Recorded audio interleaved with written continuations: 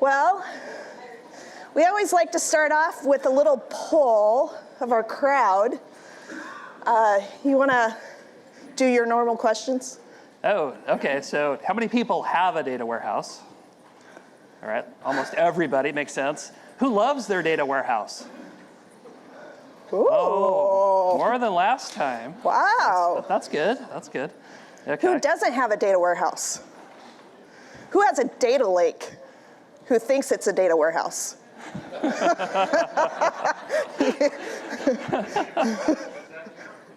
I'm sorry? A data pile, yeah.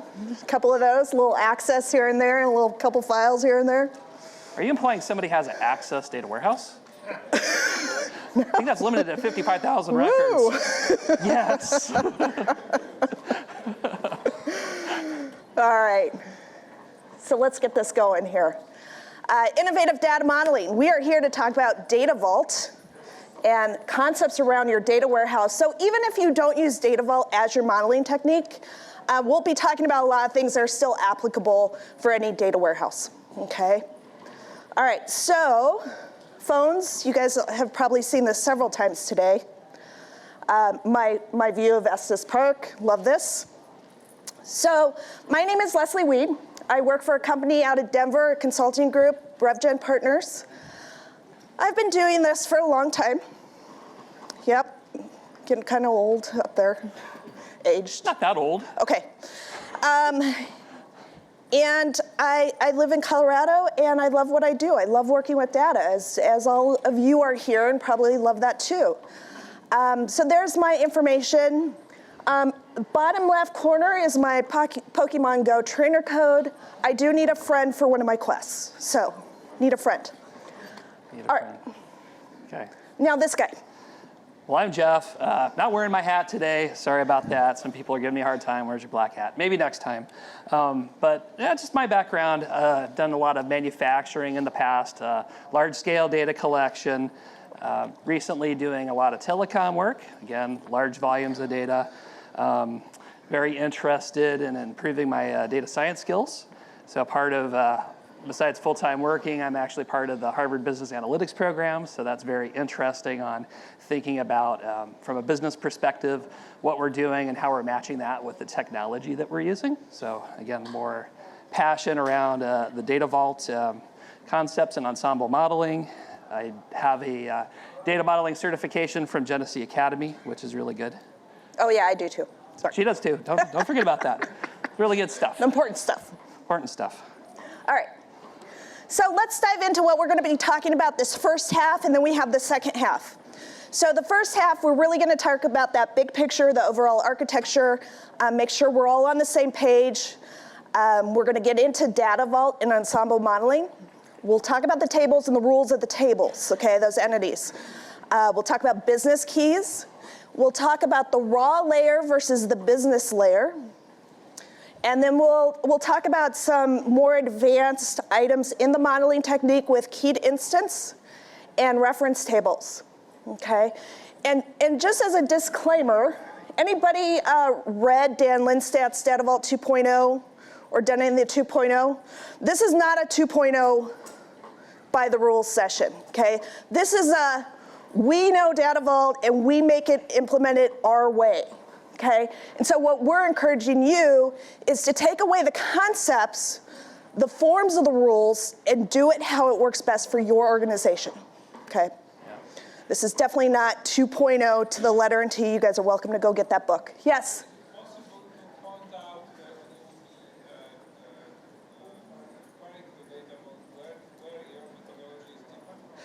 Absolutely. So I will try to call out where our 2.0 and our method is slightly different. That's going to be mostly around the hashtags, maybe some naming concepts. Definitely in the keyed instance table. Okay, that's a big one that's different, but we'll go into that. Okay. And there's a lot more second part of the session, a lot of demos, looking at data, looking at BIML, looking at master data services. So this first part of the session is really to have you understand the architecture part before we get really deep into all the examples. Right. And just so you guys know, Dan Lindstadt is considered the father of Data Vault. He's a big, strong Oracle background. So a lot of the things we bring to the table is we've been doing this in the SQL platform for years and years and years, like over 8. Right, yep. Right, 9, I guess now. Many, many data vaults under our belts, right? So we really understand how it works well with SQL specifically, okay? And there are some tricks. All right, so why are we talking about data warehouses, right? Like, I don't know how many people talk to the business, and the business is like, we don't need data warehouses anymore, we just need data lake, right? So what's the problem with data warehouses? Well, my slide is not working with my animation correctly, but that's okay. Yeah, that's all right. It takes too long to build. Anybody hear that? Yeah. Yeah, I've heard that a lot. Once it's up there, it's hard to add or modify anything to it. Anybody have business people that are complaining they can't get their data? Something new's come in? Man, that's one of the first things I hear at clients. We've been requesting this data for months and we still don't have it, right? Okay. Data warehouses that are outdated. They haven't been modified, they haven't been maintained. It maybe serves one very small portion of the business and it's just sitting there doing some legacy work. Okay, anybody have that problem in-house? Or even you have turnover inside your organization. Somebody worked on something and nobody knows how that other piece really works. And it's a big problem to figure out how to fix it. Right. All right. There is no history or archive or storage plan, right?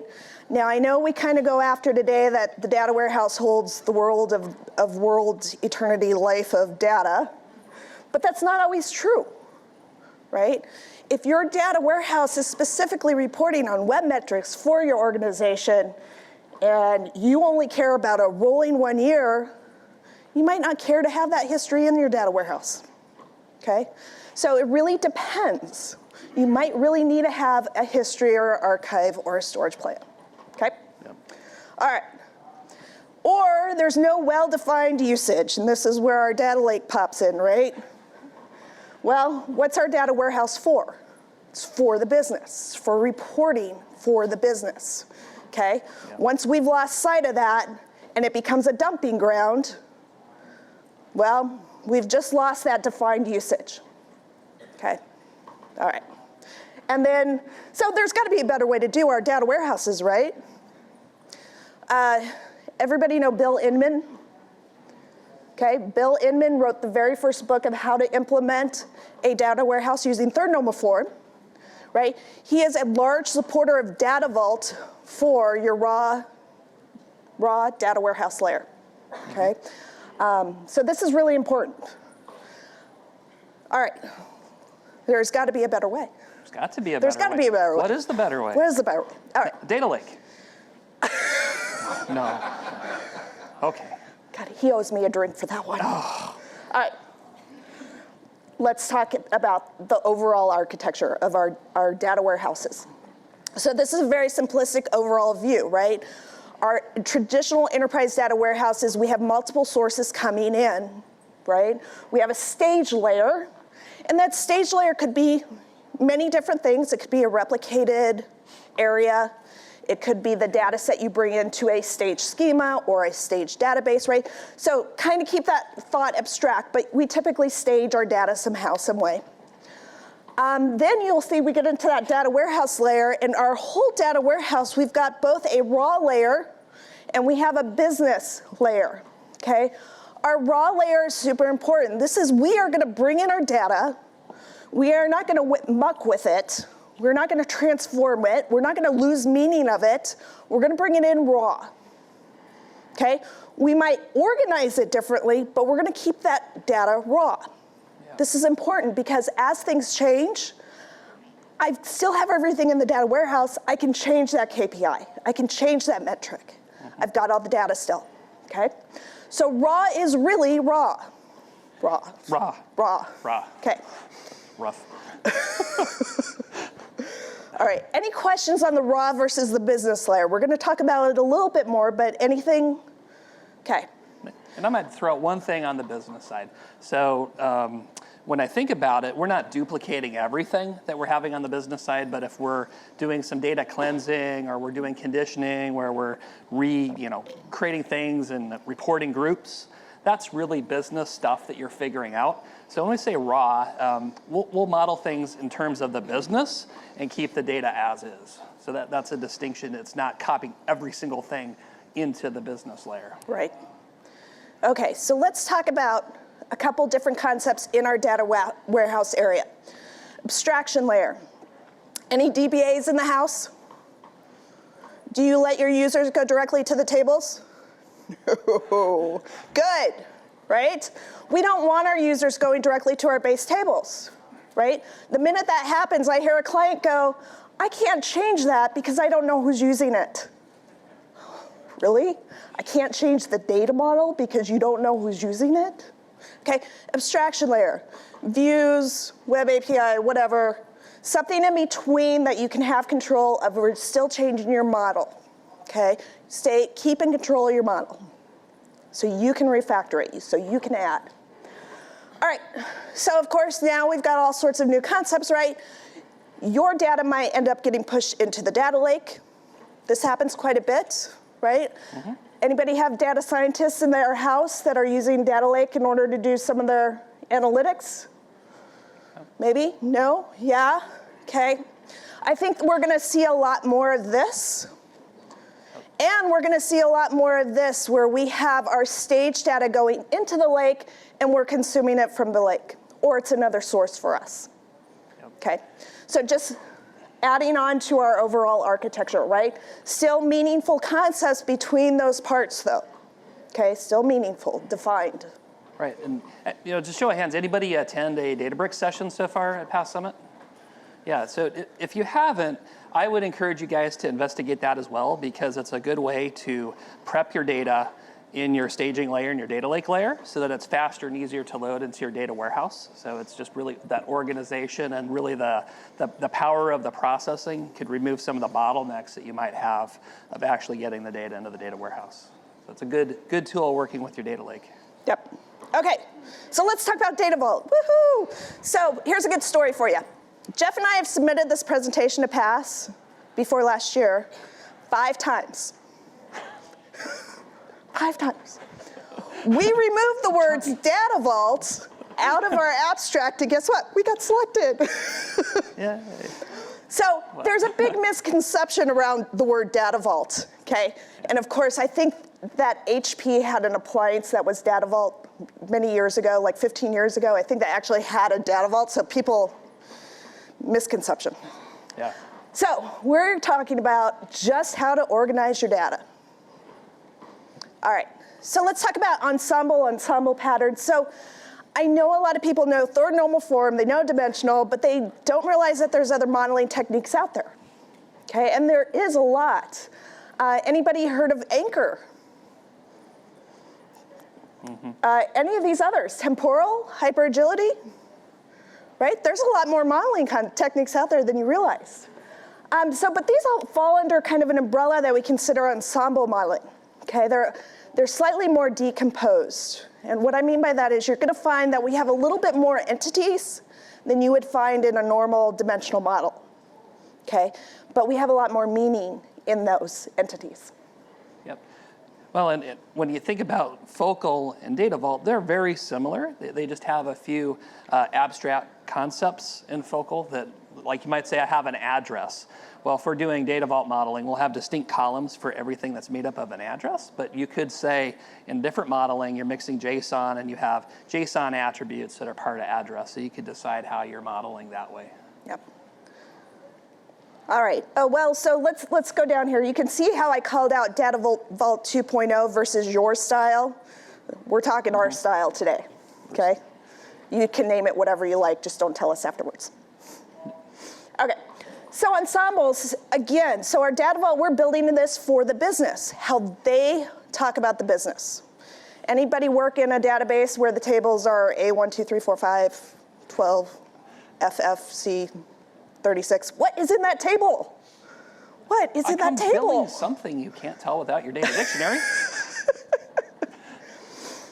mean, really, the business should be able to look behind the scenes and kind of get a general idea of what's in there, okay? So we talk about an ensemble. So an ensemble is a defined associated set of data. We're going to talk about NFL data quite a bit. That's American football, right? Yes. Is that American football? It is. We won't talk about the Except they play season. in London now, so. Oh, they do play in London. Just four in games or Canada. so, yeah. In Canada. International. All right. Just Indoor. throw that out there. We don't have indoor statistics versus outdoor statistics. Not All right, yet. so ensembles, it's kind of that bigger concept. So when you're talking to a business, you're really talking about what are their core business concepts? The events, the persons, the things, the places, how do they talk about their business? Do they call it a customer? Or do they call it a transaction? Or do they call it an employee or a player, right? That terminology and what they use is very important, and that's something that needs to be incorporated into the data warehouse, okay? Don't call something just because it's in a third-party vendor off the tool called something. Call it what your business calls it, okay? If it's a prescription, but the ERP system uses the word order, if the business uses prescription, use prescription, right? All right. Well, and you think about it, when you buy a commercial system, they're trying to service many customers, so they're going to make things generic, you're going to have flexible attributes, concepts that don't necessarily fit your business. So, every business has a business model, every business has an operating model, and so you're putting software that you're buying into your operating model and fitting and jamming stuff that maybe isn't quite right, but you're dealing with the data in that commercial software, called things and stored in a certain way. So this whole concept is, I have a business model, I'm gonna actually make my data with my operating model match my business model so I can do analytics on my business model. Yep. Okay, so and then the other concept is breaking this apart would cause associations to be lost, right? So things around a game need to be part of the game, right? Season, player. All right, does that make sense? What we're talking about as a core business concept. We got customers, we might have orders, we have transactions, okay? You're probably thinking about your own business and how they run things, okay? Anybody have problems with naming conventions? Always a problem, right? Yeah. Or that golden copy. What's the true customer? Okay. All right, anybody use Microsoft Whiteboard? This is pretty cool. Microsoft has a little app out there. Now, I know that most of the conference tools like Zoom or some of the other ones, GoToWebinar, they also have some built-in whiteboards. But Microsoft has one, and this is pretty cool. So let's pull this up really fast. All right. So this is Microsoft Whiteboard, and if your organization is on O365, you can work as a team internally on a whiteboard even if you guys are not in the same room, right? This is fantastic. All right, so a lot of times when we're working with the business and we're really trying to not be techie, but have that conversation that they're going to understand, there is nothing better than a whiteboard, sticky notes, markers, right? Really having that visual conversation with the business is really empowering, okay?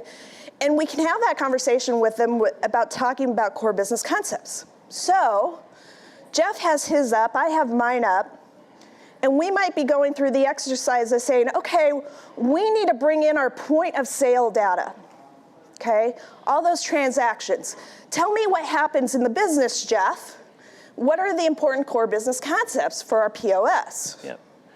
So and when we see on this whiteboard, we have things that are our core concepts versus attributes. And sometimes it can get very confusing to people. Is it a concept or is it something that's describing a concept? So these whiteboard exercises help us determine, is it people, places, events, and what the business is calling those things. So we have some examples of some sticky notes.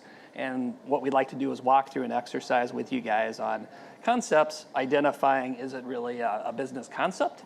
And our one example was, let's pretend we're at Target, and we're gonna do a basic business model. Target. Target. We're at Target. Target. It's a store you can go in, buy clothes, buy stuff at, right? So they have a core business concept, right? Store. What is store? Is it a place, person, event, thing, other?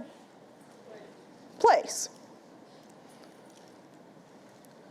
Customer. Person. Employee. Thing. Inventory. Product. Shopper. How about date? Other. What else? What else would we want to know? What, as a business person for Target, what would you guys want to know? Sale. Good. Let's throw a sticky note up there. There's my. And sale is a what? A thing. Oh, no? It's an event. Okay. Oh. How about coupon? This is the one that threw us. Somebody brought up coupon. Do we care about coupons? Thing? Okay. Data breach. Data breach? Oh. Now, is your That's an business team Bad going to bring event. that up? But no, that's a good point because we're talking about Target, huh? Okay. Glad we all read life events. All right, so this is how you can really talk to the business, get them engaged in something that you both are getting on the same level to understand, okay? You take this a step level, you start describing stuff. We might pull out employee. And then we might say, hey, let's talk about the things we need to know about the employee. What are the attributes we need to know about that employee? And you start to have these conversations and you start understanding how they see the data, not necessarily how our ERP product puts the data together, but how they see it as a business and wants to run their business, okay? Because this is how they want their reports. So this is really powerful. Cool, whiteboard, we all like the whiteboard? Whiteboards are cool. I brought the sticky notes, I brought the markers. We're gonna be here for the next 2.5 days. I guess we only almost have 2 days left. Almost. If you guys wanna have modeling sessions, we're up for it. Okay, I got the stickies, I got the markers, okay? And Paul had this great idea, yes? HubStat link drink is our new hashtag. HubStat link drink, okay. All right, let's go back to the good stuff here. All right. So, what is Data Vault? Data Vault is a detail-oriented, historically tracking, history is big here, uniquely linked set of normalized tables that support one or more functional areas of business. It's still normalized, okay? And I know a lot of you that come from the dimensional world, as we go through these entities, will try to compare your metrics and dimensions versus what we're doing here. Don't do that. Think third normal form, and what we're doing here, it's gonna be a lot easier for you, okay? Mm-hmm. Just get away from that metrics and dimensions concept. Yeah. Yeah. All right. Design is flexible, scalable, consistent, adaptable to the needs of the enterprise. Okay, super agile here, right? I can focus on customer, build it out, provide value. I can then add in product, build it out, provide value. Okay, yeah. We're agile. And so when we're thinking agile as well, we could spend time focused on part of a customer and what we know about the customer can add value. You could put the data in that part with those attributes and deploy it.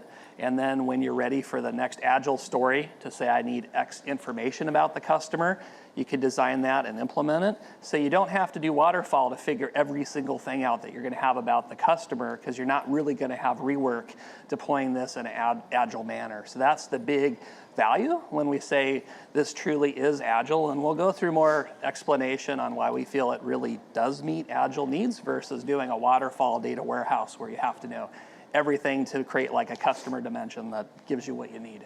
Yep. And this is why we see that stagnation in a dimensional model, because it can be really hard to refactor a dimensional model, okay? Where we're adding stuff on in a data vault model, so it's much more fluid. So it is very strong in our patterns and our rules. So it fits well with BIML, so automated building, Okay, who's done BIML in here?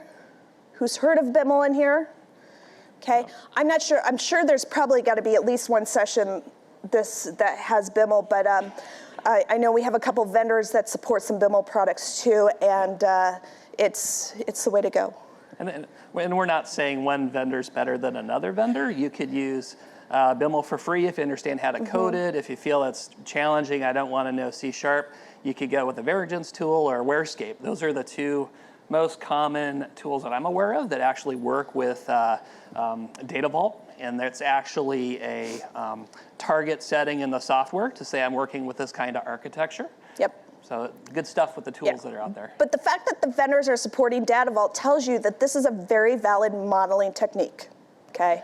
Very strong in pattern, so it's very easy to build. All right. So pros of Data Vault, we talked a little bit about this already. So we mostly do inserts. So the load time and capability is great. It's fantastic. Incremental build, so it's a little easier, especially if you got project managers and you're really tackling a large piece, you can break that apart and provide value right away. So because of the rules we have on our entities, on our tables, we have very strong auditing history and traceability. I know the USDA has a Data Vault for their data warehouse. Many, many banks have Data Vaults. Many banks are going to Data Vault. So a lot of organizations out there with Data Vault right now.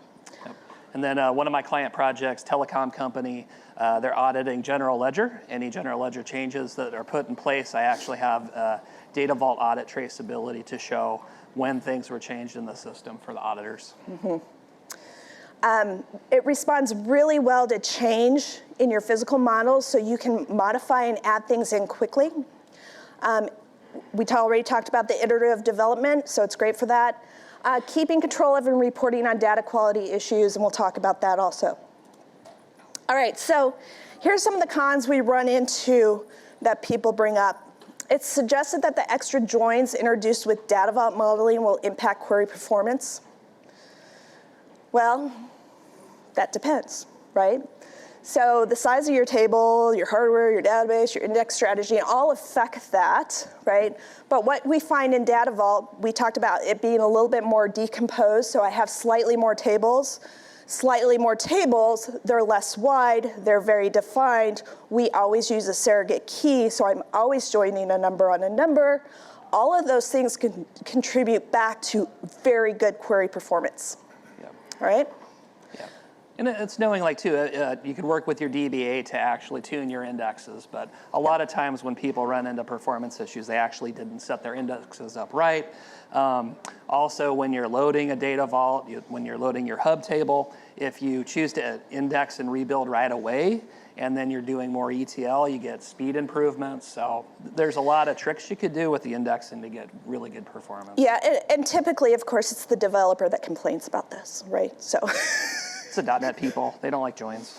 People that don't really want to write T-SQL, though they should know how to write T-SQL. Okay, so ad hoc reporting is difficult. Well, this is where our abstraction layer comes in, right?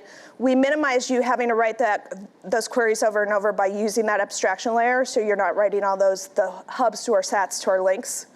We minimize that with views and other abstraction store procedures, et cetera. And then as we talked about the raw layer versus the business layer, the argument is, well, it's 2 data warehouses, twice the cost. Well, no, it's not, because what we've done is define where our business logic is going to live versus our raw layer, okay? Yeah. And that's a big concept. So defining that usage between those two, and I'm sure people have already had arguments with app developers about where that business logic should live, right? Anybody? Okay, so this is really kind of helps enforce where is that business logic going to live. And in some cases, we were putting business logic in views if it's simple and straightforward, so that you don't have to resave the data to present things. So simple things like if the data is coming in as trues and falses and somebody really needs to see it as ones and zeros, that's super easy in a view to do. No issues with that. Or even categorizing your data, that's not too tough. Yeah. So we'll talk a little bit more about business vaults. Yes?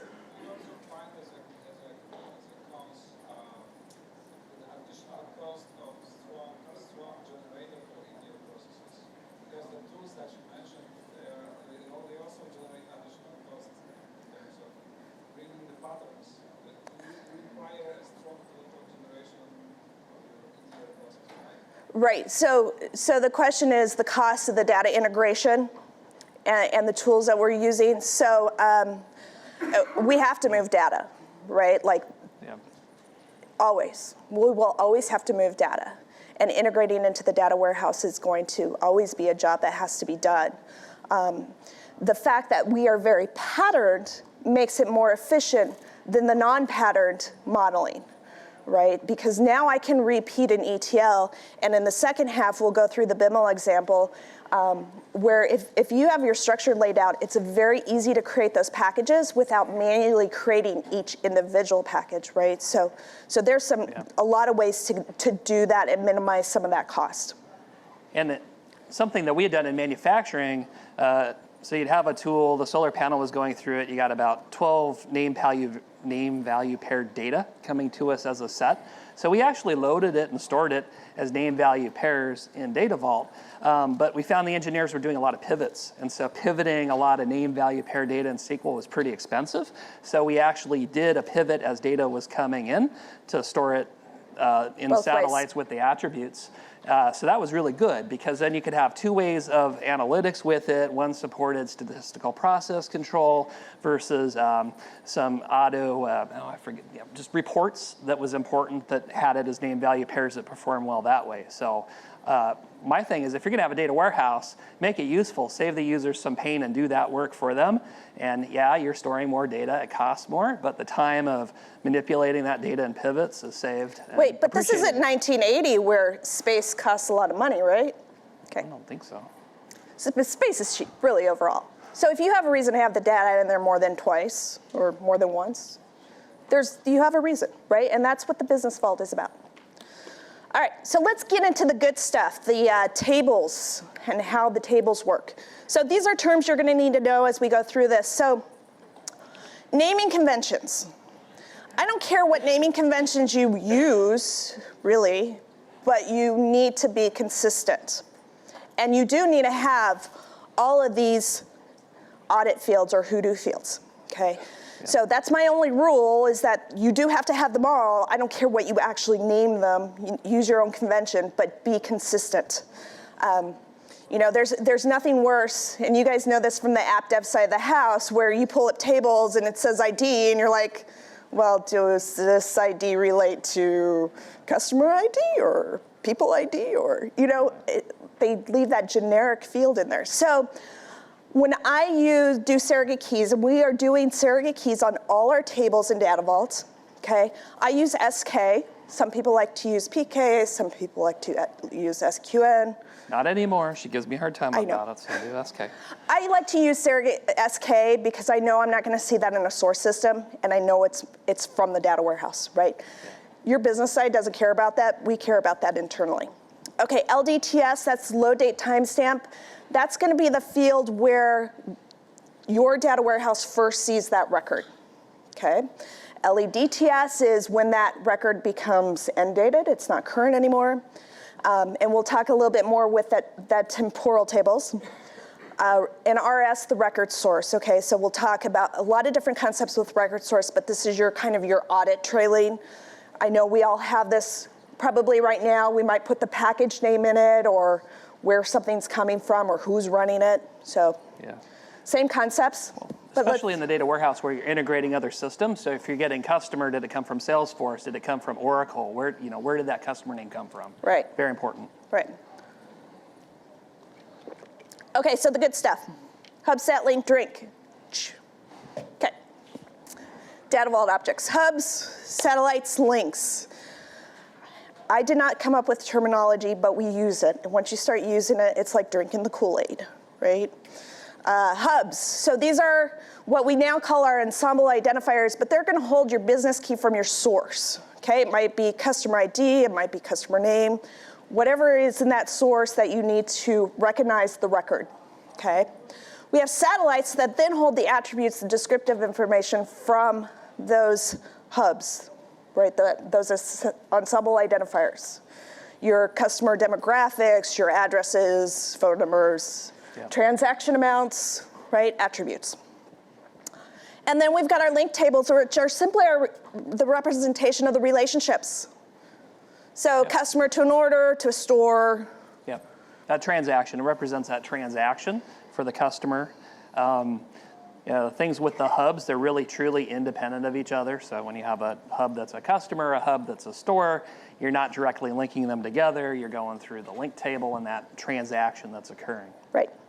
So when I do the modeling class at clients, we often talk about, well, is it a satellite or is it a hub? How do I know? Well, if it's a descriptive information that doesn't relate to anything else, the fact that my height is my height and it only relates to me, it doesn't relate to anybody else, right? That's a descriptive information. So you start to have those conversations and you ask questions about it so you really understand where it should fit. All right, so ensembles and relationships. So we extend that core business concept, and this is kind of that big picture so you can see where we're going with this. We've got our relationship, our link in there, and we're gonna join hubs, those are the keys, to each other to represent that transaction, that point in time, the relationship. So we've got a player, we got a season, we got a game. Mm-hmm. And you can see around our hubs, we have more than one satellite. So you may have more than one satellite, or you may have one, or you may have none. It's possible. People have asked us in the past, well, why is season important in that relationship? And so when you think about NFL games, in a calendar year, games roll into the next year for the playoffs. So by identifying the season that it's in, it's a concrete concept of keeping stats in that season. So that's why it's included. Yep. Okay, so let's dive into the hub. Okay, this is where we're gonna have our identifiable business element, right? It's usually the business key or an identity field from the source or something that I can really define which record is it. Okay, this is gonna be my matcher. We do this on the dimensional side too, right? We load our dimensions first. Well, we load our hubs first. So this is our identifiable business element. It's used in the source systems to locate data. We started using ensemble identifier as the word. I don't care if you use business key as the word. Okay, it's just the idea, right? Everybody understand that idea? Mm-hmm. So this has a very low propensity to change and usually is not editable in your source systems, okay? Usually your key, your business key from your source system is usually not editable. Though it depends on the app developer, because that sometimes is not true, right? So hubs are loaded first. That's how we're gonna find the record we're looking for to see if anything's changed or if we haven't yet. Right. All right. Any questions? So if you're pulling from multiple systems that have different keys with the different systems? Right, so we're gonna go into business keys and that concept of if you have more than one source and how to determine that, okay? And it's very likely you don't have matching keys across these different systems to identify, maybe even customer. It could be different in those systems, and so you still load them all in as business keys into your hubs from the system, and that record source is key because you could know what system that customer had come from for that description, and then we'll get into the link. We'll get into that. Together. Yeah, we'll get into that. Okay. All right, so here's an example of the table where we have our hub. So you see it's pretty thin. Like most of the columns in there are really our hoodoo fields, our auditing fields, right? Yeah. So we've got our surrogate key, our load date timestamp, our record source, okay? That's it. That's all that's in the hub, okay? So we're always gonna have that business key, the load date, record source. All those things are mandatory. So the attributes in the business key are your unique index, right? So I should have, my nickname should be unique here. And then we're never gonna directly join a hub to a hub. Okay, everybody got that? Never going to join a hub to a hub. Directly, you never directly join. Oh, you had a question quick? The record source is really verbose. Do you typically have a verbose record source, or do you put an abbreviation in there instead of stats, sports, database? We're gonna go into more concepts on record source. There's quite a bit you can do with record source. Yeah. It depends on what you wanna do at the end of the day. You have options here. So part 2, I have a JSON example where I have a lot of detail on the record source and why and how to actually use it as a data lineage track where your data is hopping from. So I'll get to that in part 2, but yes. There's lots of different ways you can do it. Okay, So satellite table, this holds all the goodies, right? This is what ends up in all our reports is all this descriptive information and how it works together. So what's wonderful about satellites is this is where a lot of the power of our model comes from, okay? Because we've pulled off these attributes into satellites, I can easily build on here. If I was a domestic company and I was only selling to domestic addresses and I decided to go international, I don't have to go redesign my whole database. All I need to do is pop on another satellite table and say, international addresses, right? Yep. Or maybe I've got a new ERP system coming in, and it's got slightly different fields than my old ERP. Yep. Leave the old satellite on there, pop on a new satellite for the new ERP. I'll do all the merging and all that work in the views, the abstraction layer, but I can add on, get that data going in quickly. Well, including working with master data management, so you might have a master list of addresses, so that would then come in as a satellite. As appropriate, you wouldn't mix it together, you keep it by itself. Right. So this is all that descriptive data, right? You might have some of it that changes rapidly, some of it that changes slowly. You might decide to break it up that way, right? That would really help increase performance also. Yep. And we can separate that by a lot of different concepts. So again, there's a lot of power here in these satellite tables. Now, quick dev tip is when we're building this and we're building the package for loading our satellites, okay, you always want to make sure you're running that ETL more than once, right? Because there's nothing worse than somebody runs it, they walk away, they think it's good. Well, they come back and they see all these extra deletes and it's reinserted all the rows again. And well, what usually happens, especially in our merge statements and developers, is they haven't been paying attention to the data types or the fields in there. And so while it might be a date, your ETL wasn't looking at the date right. So it sees it as a change. So it's going to merge it wrong, right? So we always run these things twice, because if I run it once, I expect to have all inserts. If I run it again against a static source set, I should not have any changes, right? But if I run it that second time and it does have changes, I know I've screwed something up in my code, okay? Yes. Just That's happened. tip. Just smoke testing. Yes?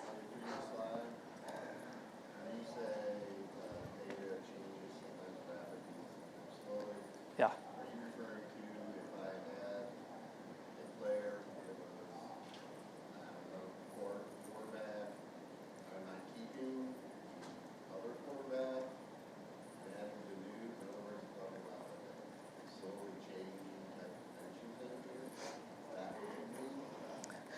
So what I mean by rapid change is, I'm thinking of a good example here. So let's say you were selling an apple, and so you had a price of the apple or a thing, and then it changed every single day. So you would be creating another record. From this time to this time, I was selling my apple at X price. The next day was another price. So you're going to create all these historical rows of the price. And if you had price plus all these other attributes, like let's say there's 12, you're creating all this history with it. So you could say, price changes so much, I'm going to have a sat price table so that you have just that one attribute with all the changes occurring with it versus the other attributes, so that you're saving space, that you don't have everything repeated if you have multi-attributes in a satellite. So it's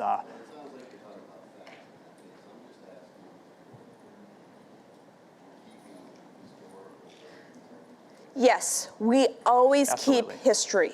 Yeah. Okay, and we'll get into temporal because I love temporal. Anybody use temporal tables? Kind of in love with temporal tables. They're very cool. So we're talking about type 2 tables, right? So when we get into satellite, I'm going to show you on this next example because we actually are showing this as a type 2 table, even though now we use temporal, but this will just kind of help us define that. How do we end date a record? What's our current record? Okay? Yeah. So the satellite is dependent on the hub or the link key as a parent, not the link key, not the link key. That should be taken out. The hub key, always the hub key. So we switch to, this is a little different than what Dan has for 2.0, is we don't do satellites off link tables. We only do satellites off hub tables.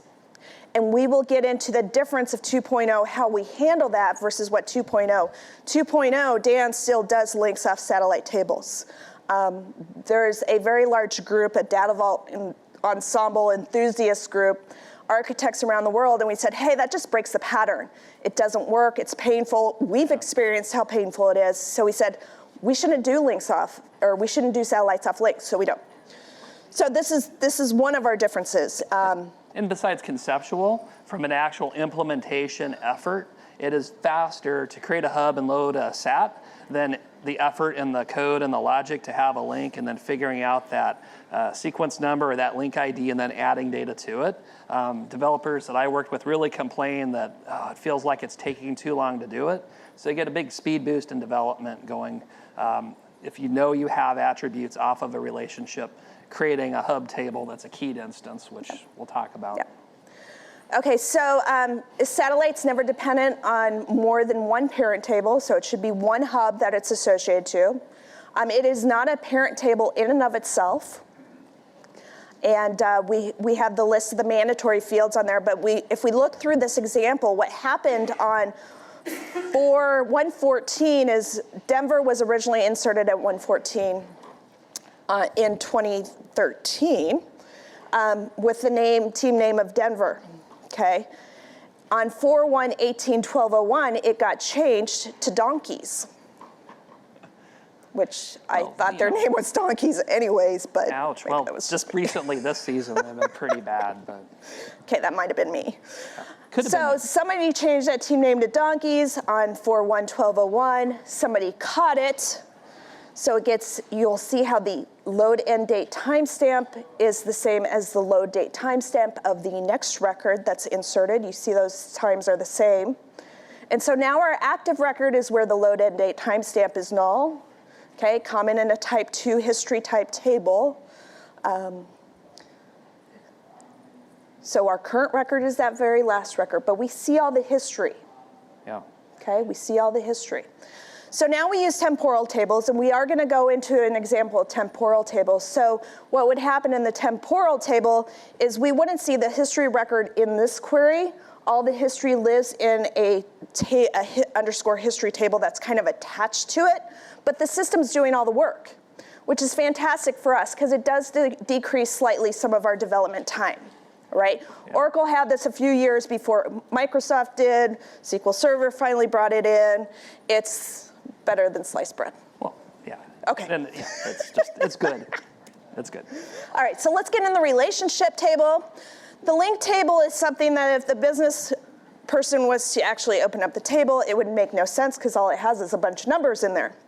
Right? So all it is showing is the association of 2 or more business keys. So the surrogate key of more than one hub, okay? So it's gonna have 2 or more hubs with their surrogate keys in there to show the relationships. So it's based on an identifiable business element relationship. It could be the time an order happened. It could be the relationship of a sales rep to their region, right? There's all these relationships that happen. It could contain more than just 2 hub keys. It could contain 4, it could contain 6. Yeah. And it is a unique composite key in and of itself with those surrogate keys, right? I'm not going to show that relationship more than once. Unless there's a meaning for it, and then you would have another table and blah, blah, blah. Okay. And like a rule of thumb that Leslie pounded me over was I had a link that was a relationship, and then I had another concept that I'm going to create a link to a link. And that was one of the most complicated things to implement. So as a rule going forward, we never do that. Even if you have same hubs that you've linked in a link and you're reusing it in another relationship, just rebuild it completely as a new association. Don't link to a link. It's too complicated and confusing for people.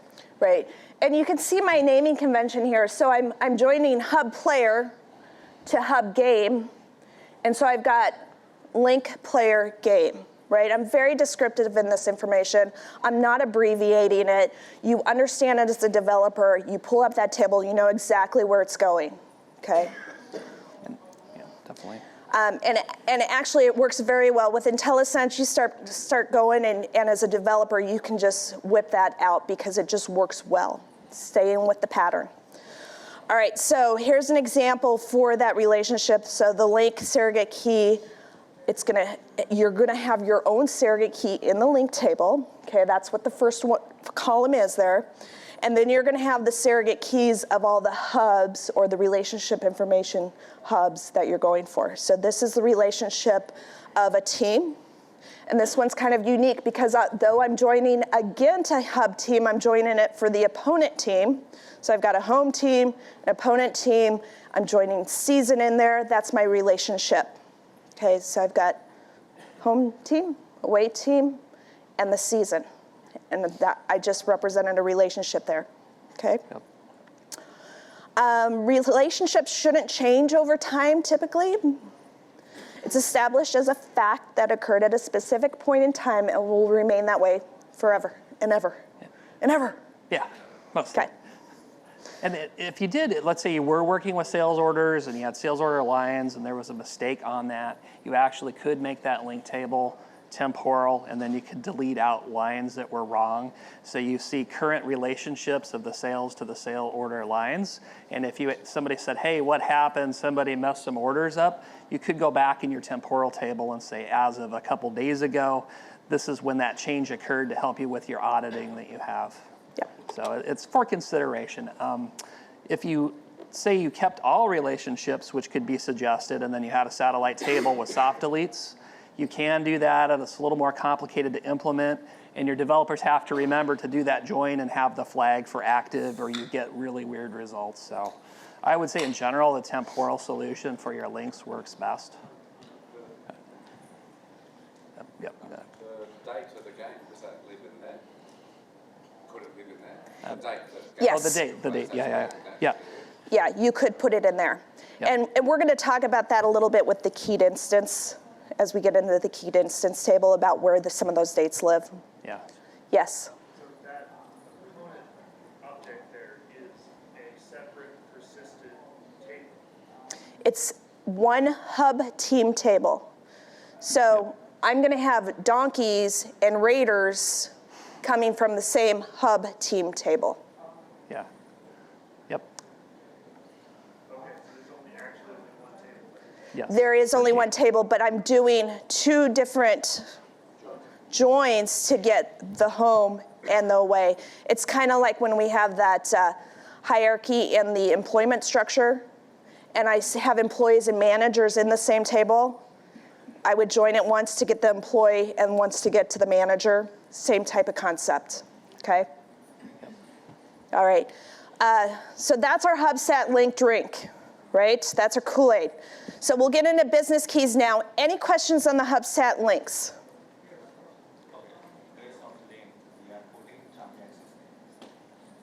It's connecting all your keys together in a link. That's all it's doing. Yeah.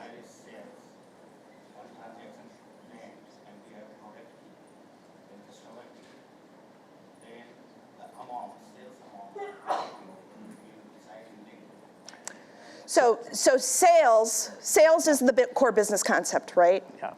And our sale is related to a customer, and it's related to a product, right? Right. Well, the sale and the amount has no meaning to the product.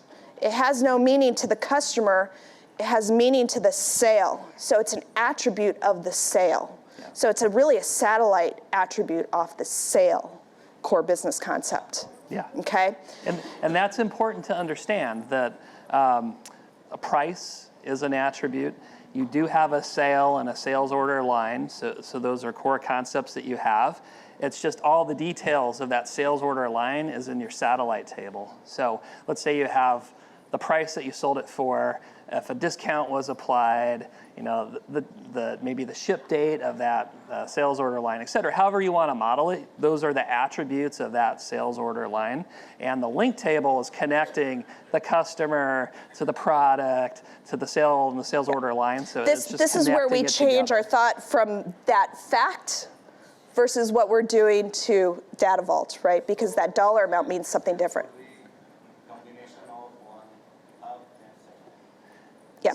So yeah, so Yes. you have like a sales order. Yeah, your sales, your hub sales would be your identifier. How do I recognize that single record, right? And then my satellite then holds all that other information I might need And if to you're know. playing like with AdventureWorks, you see like SO with numbers with it, right? That's the main sale that you had, and then you'd have sales order lines. That's a concept in the hub, and yeah, you're connecting those together with a link table, and that's the only point of the link table is to connect those together. And key concept overall, why we don't connect hubs to hubs. If you think third dimensional modeling, you have all these dependencies, like you have to know, I need to load this table first, and then that table first, and this table and that table. It could get very complicated. It's straightforward with hubs. They're independent of each other. So when you're doing work in coding, you're not gonna break other dependencies or other things by working on hubs. So it's an agile concept. If in a sprint you wanna load all your sales orders, fine, you're just working in your sales order hub and probably in your sales order satellite. Next release, you could be working with your lines and additional attributes. So you don't have this complicated dependency that you can't release improvements and changes to your warehouse with all those other pieces together. You get the small development chunks that makes it agile. Right. Yes. So you mentioned earlier not to put the satellite on the link table, so you're saying now you would have a hub called hub sales and another one called hub sales order line, and then satellites off of that rather than all of them. That's correct. So we often have an invoice is great, a great example, right? Because we often have invoice and invoice detail. So we have a parent-child hierarchy. Well, our relationship, we have a link between those two things, the invoice to the invoice detail. We have a link in between there, that relationship. But they have different attributes. They each have their own satellite because you have parent attributes on your invoice, and then you have the child attributes on your invoice detail, okay? The link is only showing the relationship, okay? And so let's say you modeled it the way you didn't want to, that you didn't have that hub that existed for the sales order line. You just modeled it sales order and then the products, and then you realized, oh, I'm gonna have to put a satellite table off my link table, which I don't wanna do. That code could be released in the data warehouse. Your next sprint would be I'm building that new hub table, that new sat table, my new link table to put them together, and then that's released in your 1 week or 2 week sprint. So you're not hosed, it's not gonna be major rework, you're gonna be way behind, but that's the point is you want that flexibility in your modeling as you're realizing and testing and finding more things out. You could fix your model around without major impact to the project overall. It's less impactful. Okay, let's keep going. We're getting short here. Okay. Okay, business key. So identifying our business key from our sources, and this is often a question, okay? And it's gonna be unique depending on your situation. So we think of our business key as that record. How do we recognize that record? So if we can recognize if we already have it, or if we need to check for changes. All right, so here we have an example. This is from a CSV file that we got on some football information. So if we look at this, and this is us being data viewers and profiling the data by us visually looking at it, right? Like the best way to do it. So what field would we use? Which field here would we want to use as our identifier if we're modeling this data? And Team ID would be a no-brainer, right? Like it's unique. could be. Could be. Could What be. if I had more than one source though? And this source ID was different from my other source ID. Combination of team ID and source, yep, that's definitely one way. And another thought, if we're trying to model the business, how would the business speak about football teams? Would we be saying team ID had a great game, or they blew it the other day? Yeah, probably not. Probably wouldn't be using team ID. So if we're speaking in business terms, we probably would go with an abbreviation or a nickname or a team name, right? How did IND do this weekend? I think they lost. I don't know. I know that the Donkeys won. All right. So if we look at this a little bit more, then we see, yeah, well, we got another issue here, right? If we wanted to use the team name New York, well, which New York are we matching on, right? So, and this is where we get into problems with our hashing and our matching and what field do we use, right? Yep. All right, so again, we go back a little bit to this business concept of, is there a terminology that we can use for the business to understand this, right? Sometimes there is and sometimes there isn't.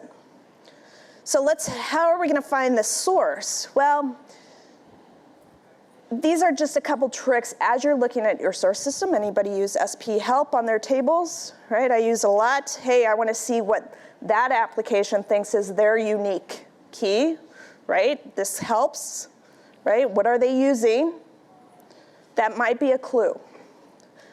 So when we get into it, if I have one source, right, I'm most likely just gonna use the unique key that they used. If it's an ID, I might just use the ID because you know what?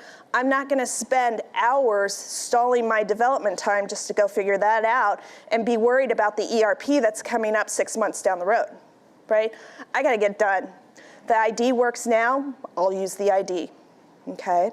So this is one source, one field for that identifier. Well, what if we have more than one? And anybody that has ERP systems knows there's always that company and then some other ID. So here's options if you have more than one column that's making up your unique key or you have multiple sources. So you could, from all your sources, do all columns. So let's say I have an ERP and it's customer ID and company ID, right? I have a second ERP system and it's customer ID, company ID, and customer type, right? Well, I can make all three of those fields in my hub as my record matcher. When I'm loading from one source, I know I don't have to check that third column. When I'm loading from that source, I know I have to check all three columns, okay? That's one concept. I could concatenate that concept, and we talked about that a little bit. You could also concatenate on the record source, right? So that you're matching in that way. Or we could use a JSON concept, okay? Yep. So lots of different options. Whatever you do, be consistent, all right? Be consistent with how you do it. This is really important for your developers. And if you're thinking Azure, and you're thinking Azure SQL DW, which is Azure Synapse Analytics now, you get to pick one column if you're using hash distribution that it's going to distribute your data across. So you might be forced into concatenating these columns together if you were going, we'll just call it Azure SQL DW to make it easy, that you choose that option. So it sometimes comes into platform on what you're gonna do, but as long as you have the right information to understand the unique business keys, that's what your main goal is. Right. So this is where I differ a little bit from Data Vault 2.0, Dan. He's a big Oracle guy, right? And I think that Oracle and hashing is really more popular, better handled in Oracle than it is in SQL. Just my opinion. You can definitely do hashing. I've seen people do hashing wrong, right? This can be a struggle, right? There can be conflict in your hashing. So implementing that hashing correctly, you know, if you can do it, that's great. Do it all the time. If your team's comfortable with it, go for it. If it's not, don't. Go back to columns. It's fine, right? You can make it perform still. And it all depends. It could depend on your source too. Like if you're dealing with something that has a huge composite key, business key, right? So it all depends there.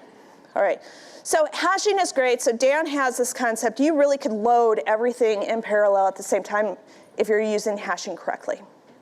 Cool, I can load all my hub stats, links all at the same time. It is a cool concept, love it. Okay, and if that's a big goal, then maybe you do want to go down the hashing route.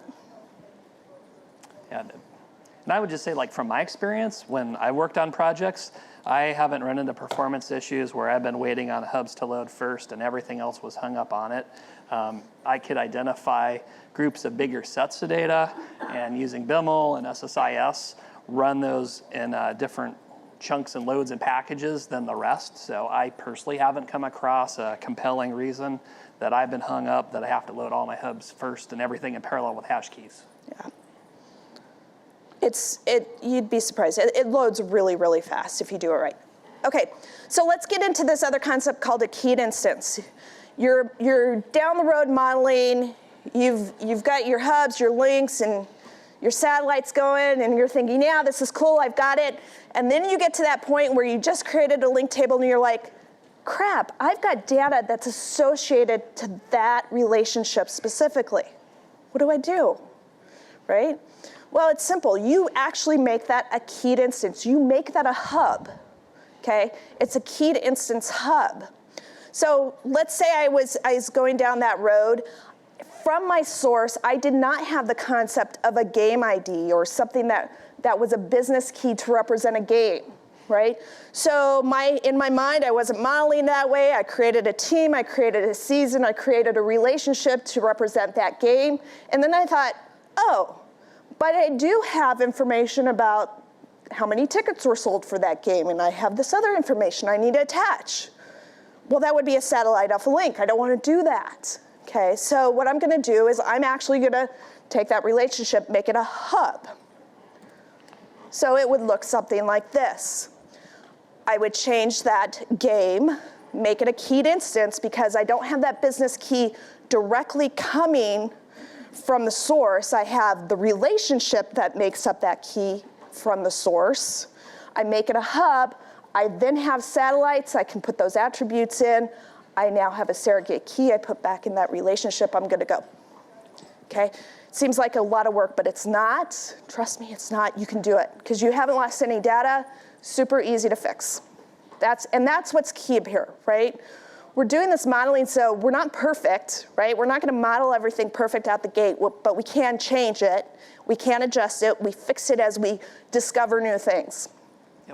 And to Leslie's point, that blue ensemble that she created, you could actually deploy that in a sprint. If you're trying to do continuous integration and delivery in the data warehouse, you could have that ensemble unhooked and it's part of your deployment and you're filling it in per each release. And then when you're ready to do that conversion where you're replacing that link, you're good to go. So you don't have to have it completely done to release it. It doesn't hurt anything having it modeled and even empty with data on releases. Right.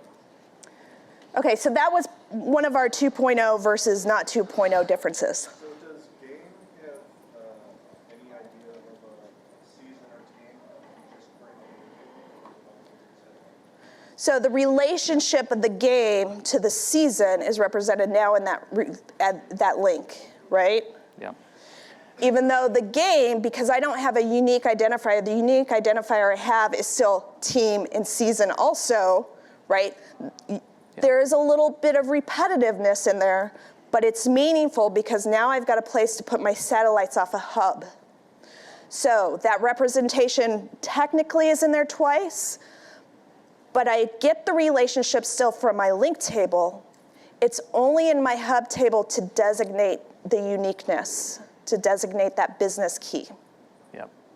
And this was baseball, and let's say you had a double header on a certain day, you'd probably include the start time of the game to identify that game as it being unique if it was on the same day.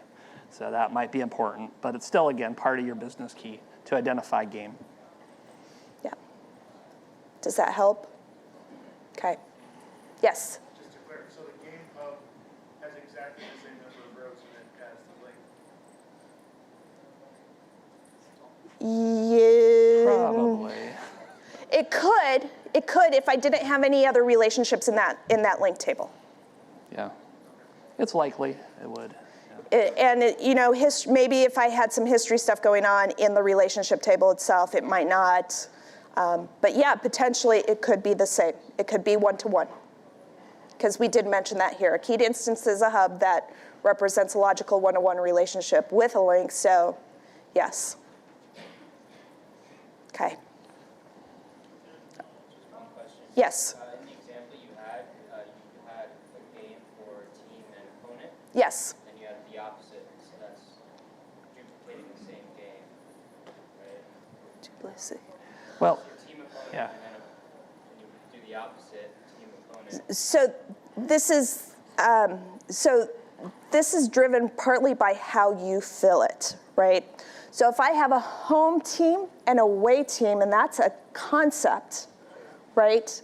I'm not going to have that in there more than once because I've defined who's the home team and who's the away team, even though they both come from the team table, Yeah. right? So I'm defining what the definition of that home team means versus the away team. Okay. I don't think you had home or away, you just had team opponent, and it would be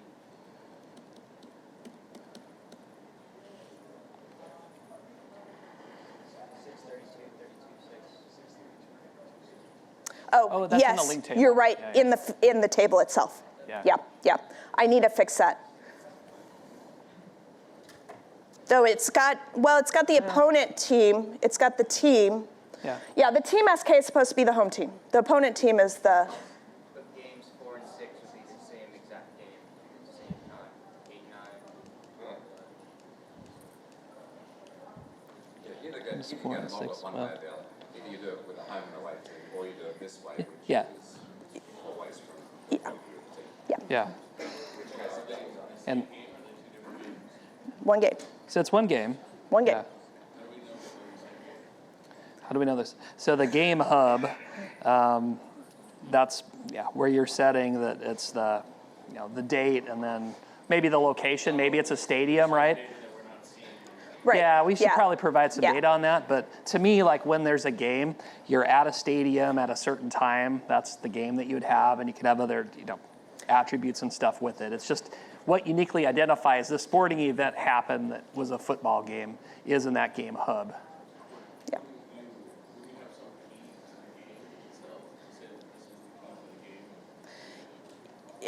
Yeah, I mean, realistically, it's kind of like having a catalog of classes, right? You would probably have a catalog of games, and those games have attributes in and of themselves. So there would be an identifier on it, right? So, all right. So bad example, bad us. We'll fix that. Thanks for correcting the speaker. All right. So let's talk about another concept, reference tables. This will look familiar to you as a date dimension, okay? So if you have something that's not, this is not bound by a foreign key to one of your sats, links, and hubs. It may or may not have history.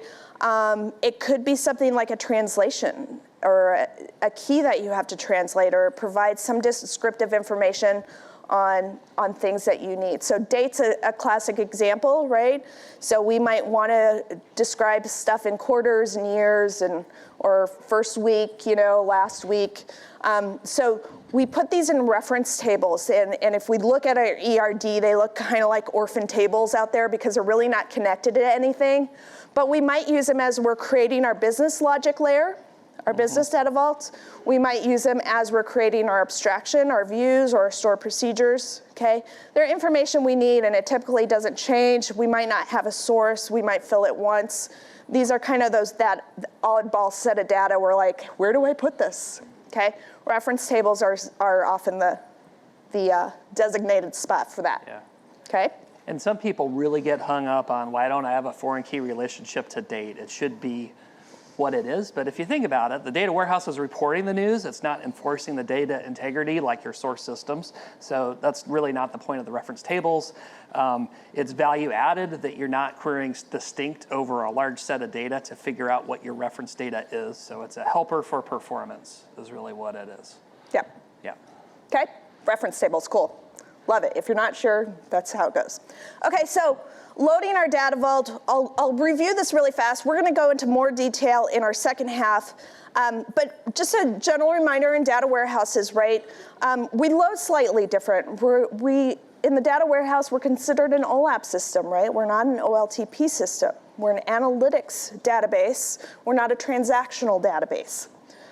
All right, so this is one way you could kind of create a master package. So you see in this one, we're parallel loading all the hubs, we parallel load all the satellites, and we parallel load all the links, and then we are processing the tabular model we have on top. But our loading concepts in our data warehouses, right, we have batch loading, we're gonna do parallelism loading, parallel loading, and we typically have incremental loading, right? We're not gonna load the same 4 years of data over and over and over. We probably only need to load all that once and then maybe load for the past 2 weeks, or there's a time period, right? We're doing some type of incremental loading. So slightly different, wanna make sure we're all on the same page there. And it's the most important concept. Why are you going through the effort of hubs and links and sats? When you look at this package, all hub loadings in parallel. They're independent of each other, straightforward. It's a hub, you're gonna be able to load it, you're not gonna impact other things. Same with links and same with sats. So the third normal form dependencies or even dimensional loading, you don't have that. It's just very straightforward, a lot of parallelism. It's key. That's why we're doing the effort with the architecture. And then if you have a business layer on top of that, a business data vault, you would have loading post this, right? Because it does need that raw data. And your business data vault might look in different ways. It might be a separate database. It might be a separate schema in the same database. Or maybe you just have parts. I recently did a small data warehouse, and I had 3 business logic satellites. Okay, those satellites I loaded last, right? But it was using data from my raw layer. Okay. So like a good example of that would be you loaded all the quarterback statistics, passing yardage and whatever, and then your business logic is you're calculating their quarterback rating. Or you've heard the AWS stats like this percentage pass was 12% that the quarterback completed. Well, they ran it through some model and analytics post loading the data, and you could save that in there. So that would be a good example of machine learning and business analytics on top and saving it in the warehouse. Okay. JSON for record source, okay? This really opens a lot of possibilities you can do for that record source. We're gonna go over an example in the second half, so I'm not gonna talk about it too much, but a lot of people pay a lot of tools to do data lineage for them. You could use JSON, create a little quick report off of that JSON for your data lineage report. Pretty cool. All right, temporal tables. I told you I'm in love with temporal tables. We'll talk more about temporal tables. Obviously, this is a 2016 feature and greater, right? 2016 is when it came out. Replaces that need to manually do your type 2, your history table concept, okay? This is from Microsoft Docs. I just love the visual representation of how that works so that you have that history so you can do values as of, between, contained, current, right? That's what we're doing for our history tables. We want to make sure that we're preserving all that information. And then last but not least, resources. We do have both the decks published. We split that into 2 decks so that it wouldn't be so much for you guys. Hans at Genesee Academy does have a Data Vault class coming up in December. Excellent resource if you want to get Data Vault certified. Really interested in it because we love modeling data, right? We all do it. Sticky notes, lots of sticky notes Lots of involved, sticky case notes, studies, yeah. Okay, so second half, we'll go ahead and take our break. Second half, we'll get into demos with JSON, master data, MDM concepts, which is really important. We have a lot of those concepts that we tackle. How do we do it? Can we do it without using the MDM product? Absolutely. Yes? We'll talk about that afterwards. We'll figure out how much we can share on that. We'll also have a BIML concept on that, JSON. I think those are the big ones that we're talking about second half. Yep. Okay? All right, let's take a break. Woo. Thanks, everybody. So we'll do a quick review of the Data Vault basics, especially for some of the new people that are coming in here. We'll talk in a little more detail about data lineage, how to use master data, how would I model that inside a Data Vault, especially when we talked about we have business keys that might be different from other systems, what might be the right key to report on and connect those together. A few things about the larger data landscape out there and some continuous integration and deployment concepts that we would have. So Data Vault basics. Okay, so just a review of the larger picture and what we're talking about. So basic concepts of, our data warehouse, we're pulling in from multiple sources. We typically have some type of stage layer. What we're talking about with a Data Vault data warehouse, this is a modeling technique. We're talking about a raw layer, which has our hubs, sats, and links without any transformed data, without calculated data. It's pretty close to what we see in the source, not organized how it is in the source, but what we see in the source. Okay, so raw layer, and then a business layer where we might start putting in some of that business logic, transformations, translations, those type of things that we really want in a static format to help host reports, right?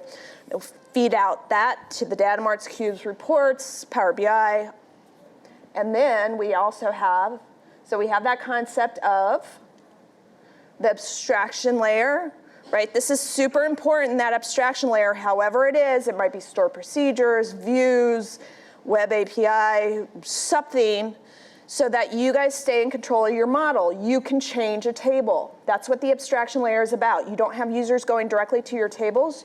You have them going to something in between, so you're staying in control of your model. And then we have the data lakes, right? So data lakes, we're going to see more and more data lakes getting introduced into architectures, right? So it might be a data lake that we actually feed data to, or it might be something that we're pulling source data from. And it might be our stage layer. I've seen a lot of companies propose this as, let's dump it all in the lake, and that can be a stage layer, a replicated version of what we need, okay?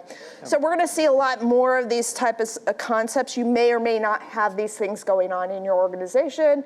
This might be something that starts to come down the pipeline for you in your organization. Okay. Okay. Data vault objects. Yep. So Hub, sat, link, drink. drink. Okay, hub, sat, link, drink. That's our hashtag. have a hashtag. Hub, sat, link, drink. Did you tweet it yet? Okay, good, excellent. Nobody? No one cares. Okay. We care. 3 of us care. Anybody else? So we are around for the rest of the week, right? So if you guys want to get together and do some modeling, I've got all the goodies here. I've got the Post-it notes. I've got markers. More than happy to meet you guys at lunch. We can sit down and model, because you know what? I really love to model. She does. I love temporal tables, but I really love to data model too. Okay. And like when we get questions, we want to answer those questions best that we can. So, side conversations, grab a business card, get a hold of us. We could talk in more detail. We just don't have enough time to go too deep into your organization's data to give you suggestions. But again, we'd love to talk to you guys about it and give you suggestions. And we can hash out that home team and that away team and what I screwed up there. It's the intent, though, the spirit of it, minus a few. All right. It's okay. All right. All right. So we started talking, and we were rushing through this a little bit. Again, loading the data vault, which is really important. We went through all this architecture on why we were doing hub links and satellites. Again, emphasizing that all hub loads independent of each other, lots of parallelism, a lot of throughput going to the data warehouse. Same with satellite tables and same with link tables. And then at the very bottom here, we're processing the cube, which is really good. So a little bit when you're getting into the coding part of this. So I like to actually use stored procedures. I like to use merge statements when I'm loading things in. So what we're seeing is multiple sources. So we have source 1 with Ensemble IDs, source 2 and source 3. So what we're going to do is union a distinct list of all these source IDs that were coming in. And then we're actually doing a check. Does that exist in the hub table? And if it does, we're ignoring it. We're not doing any updates with it. It's in there. We're happy. We figured out where it come from. But no, it's a new business key ensemble identifier. That's where we do the insert then into the hub. So we get really good load performance on hubs because we're only doing inserts, and the hubs load really quickly doing that. Hopefully that makes sense, but that's a big advantage. Very similar to dimensional loading, right? So satellite loading, a little more complicated. So you'll have source attributes that are coming in. And so you have your identification, maybe it's a concatenation of some of the columns to have your unique business identifier. But you're going to take that and then join to the hub table, and that'll get your SK, your auto incrementing ID that you have. And so then you're going to say, okay, I look that up. I'm going to union all those together then to make sure that they're a distinct set. And then you're saying any of the attributes. So if I have 10 columns in a row, is anything different than that's at the target table on any of those attributes? And if nothing's different, you ignore it. No update required. But if it is different, then you're going to insert it into that satellite table. And then the next step is really update on that load end date timestamp to say this record now is obsolete because I have a new version of what that record is. What's nice if you are using temporal tables is that you can just say update, and it will actually insert into your active table and move for you to the history table what that record was with the timestamp of when it began. So you can do that time travel back in time to see how your data was. So that's very nice. Okay, so link table loading. And again, this is a similar concept. You're getting all your ensemble IDs together from your sources. You're checking out linking back to the hub table to get the SK, putting them all together again as one set and comparing just, does this relationship exist in the link table? And if it does, I'm doing nothing with it. If it's a new relationship, I'm inserting into it. Now, I did talk in the first session about maybe I have some order and somebody canceled or deleted somebody made a typo, an entry. I don't necessarily want that anymore for a line item. You could choose then to do a delete out of that, but I would recommend that you had a temporal table on your link table. So if somebody said, hey, I thought there were, orders seem to be a little messed up, you could go back and audit what things looked like yesterday for things that were on orders versus what are today, because you have that full history inside the link table. It's probably if you look to Hans or other sources, they'd say we do soft deletes with the satellite table and a flag is deleted or is active. Just from a coding and implementation standpoint, the temporal tables are way faster because you're using normal merge statements. I feel like it's really worth it to get the development done and moving forward. And again, not having to do extra SQL on the select to remember if it's a soft deleted item, it's not included in my views and my queries. Some developers have made mistakes in the past where they forget that soft delete flag. Yep. So we love temporal tables. Use them. They're awesome. So, and again, so we go back to that. How do we handle deletes and what are we doing from our source systems, right? And that might be a big question because here we're just doing updates and inserts, right? So, and this is going to be situational. We got to remember we are not the transactional system. So it's not our job in the data warehouse to record every change most of the time, right? We always have the exception where we might have an HR system that is not recording the history and they at least want to see that history per end of the day. So we are kind of sometimes get morphed into that transactional need a little bit. So we do have to have the ability to mark some of those soft deletes and hard deletes appropriately. So those are things you can incorporate. You can change your merge statement to accommodate those. You still want to use your temporal or your type 2 history all the time though. Okay. Again, auditing is what is part of the power of the data vault and why banking systems and SOX compliance and all these other compliance industries are going with this because we do it all the time, regardless. And again, working with the data lake, if you really had a requirement, every single thing, if it's changing very rapidly, you might consider implementing something like Delta Lake with Databricks. And so you could see all that data, huge petabyte size of changes, and you could time travel back in the data lake. So it's complementary to what you'd be doing with your data vault solution because you're really thinking from a data warehousing perspective, what did I see last load versus this load? And you tend to load your data warehouse once a day. Doesn't mean you don't have to load it more frequently, but it's typical a daily load on your warehouse. And you might have parts of your data vault that you load every hour, right? Yeah. Okay. So did you want to talk any more about how it works with the temporal extra logic, or pretty self-explanatory? Does everybody else love temporal now? Everybody good? Good. Okay. So the final plus is that you get extra syntax in your where clause. So you could say as of a time, between, contained in. So there's lots of examples if you Google it on how to go back in time with the extra statements in the where clause versus joining and having it more complicated. Because we've never had a stakeholder say, oh, we don't need history. And then what happens 2 weeks later? Well, could you tell me what happened to? Yeah. Right? Or even loved it like on my Teradata project. Things are supposed to happen through the GUI, and one developer was doing back-end changes to rush some stuff through. And so we catch it on audit on the data warehouse side that it's different. Somebody changed something on this time. And so the auditors really like that even though you're supposed to follow a process, we could actually track through the data warehouse something didn't happen right and wasn't logged with a proper change. Okay. So this is the syntax that you're going to have with creating a temporal table. If you'll note, there's a few key things that you add to the table. So what you have this period for system time. So that's an extra. You have to have 2 columns, date time 2, and you'll see generated always at row start. And so that's what we're putting on the load date timestamp. And then the load end date timestamp is generated always as a row end that we have.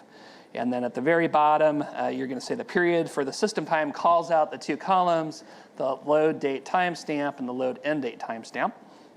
And then what is important is at the very bottom, when you say with the with, you put the system versioning on, and then you note we're calling out a specific history table name. So we had sales rep that we're making it temporal, so we want it to auto-generate a table with underscore history behind it. If you leave that out and don't put in that history name, it'll create a random table for you. And to me, that's not really clean. I don't like it. If you guys It's awful. it's bad. And I think we see it in source control when are people using source control for their Database databases? projects? Who's using database projects? Yeah. Good. If not, do it. It's good. But you'll see the history table as part of tables as part of your database project with the temporal. Yeah, so just a little couple tips on the temporal table, right? So it's a little different to work with because you can't just drop the history table. You can't just delete data out of the history table because that versioning is on. So things get a little different here, and especially if you're going to add columns, right? Because when you're adding a column, you're adding a column to both the current table and the history table, essentially. So you got to treat it a little differently. It doesn't act like a normal table does. So just a tip and trick, you do have to do slightly different things. You can still accomplish it, but you just got to be aware of that, especially if you already have data in there and you need to preserve that data, but you're adding another column. You got to do a couple different things there. Okay. Yep. And a rule of thumb when I'm working with my developers, so let's say I have a 20 million row table and we're adding an additional attribute to it. It's going to start off nullable with not a value in it, and then next load, it'll fill it in with data. So it'll take 20 million records and dump it into history. So if you really feel like there's no value added in having 20 million extra rows in the history, you can go through a one-time update of the extra attributes as is in your main table, then recouple the history table with the main table as temporal, so you don't get that extra 20 million records in this case, just when it went from null to a value. So you're turning the versioning off, and then you're turning it back on. Yeah. So it's not too tough to do that. Couple other things too, when it is temporal, you get the cool little clock icon with the table that you're seeing, and then you have a subtable that you see with the history, and they have the exact same columns. So if you split it and you forget to add an attribute to your main one, like the sales rep, but you forget on the history, you can't merge them back together. They have to have the exact same table definitions with the columns exactly, or they won't merge together. Another tip is if you're manually manipulating data and your start and end date times don't line up, it's smart enough it knows that it can't have the full history correct, and it won't let you recouple and turn on a temporal on the table. So you have to be careful. You might want to play around that in a dev or UAT environment before you do that in production so you don't run into trouble. Okay. Any questions on temporal? Yeah. So with the temporal tables, those the begin and end dates are essentially just when you're doing your actually inserts, updates, and deletes. Yeah. But in the data warehouse, we care about when it actually took effect, that value in the Right. business system. So Right. we're reloading from history, maybe we have a persistent staging area where we haven't gotten to our satellites yet. Yeah. When we do populate our satellites, we still want that data to reflect what it was Right. in the past. Right. How would you handle that? So what you're talking about is like business effectivity dates versus the data warehouse stamping of when records are occurring. So in my current client project, they have these things called like service codes or discount codes that they have. And so there's an effectivity date. So if I'm having a discount code campaign that starts in November and ends in December, you'll have a business effectivity start date of November 1st with a business effectivity end date of December 1st. So let's say they put that out there, the code's not active from a business standpoint, but you see it in your data warehouse, and they change their minds. So they're saying, okay, I'm gonna extend it an extra week into December. So the system that created that discount would change it to December 7th. We put that new record in our satellite table with that new business effectivity end date, and then we get the history that it used to be from November 1st to December 1st in our history table and the temporal table. So yeah, you need to think what that business effectivity date is coming from business data, versus these dates are data warehouse driven dates. Anything else? No? No, I think that's right. I mean, because we're not talking about loading of history, right? We're really talking about an effective date that's being driven by something else. Yeah. Yep. Okay. Any other questions? Otherwise, I'll. Oh, yep. Go ahead. So the date would be in UTC time, right? So let's say you want to transfer that to the local time of the business. Yeah. It would be different. How do you actually do time zone conversions? So you could. Date offset. Yeah. So there is a, as part of the date time data type, you could actually include time zone information in that. I do want to say, though, these, when you declare these as the temporal dates, you actually don't set those.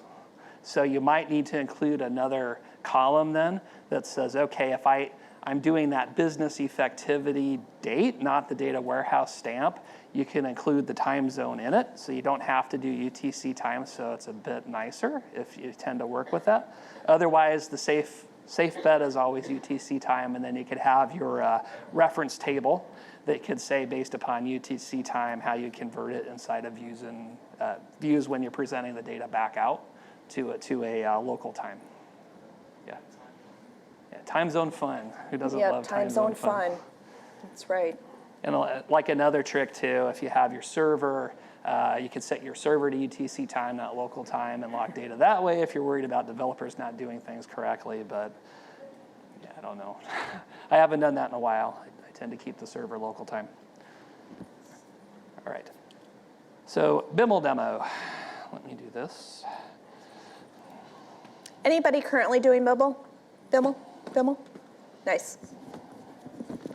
Are you using a tool with that? Mist? Yep, okay. Oh, the Visual Studio add-on, that's the... Yep. Yeah. Okay.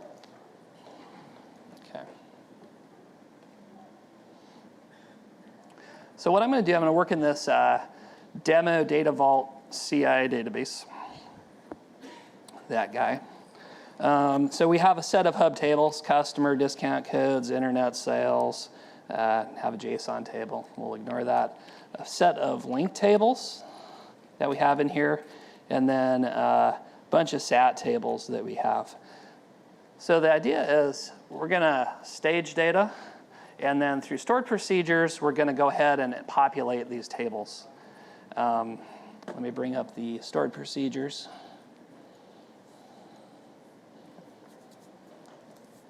Okay.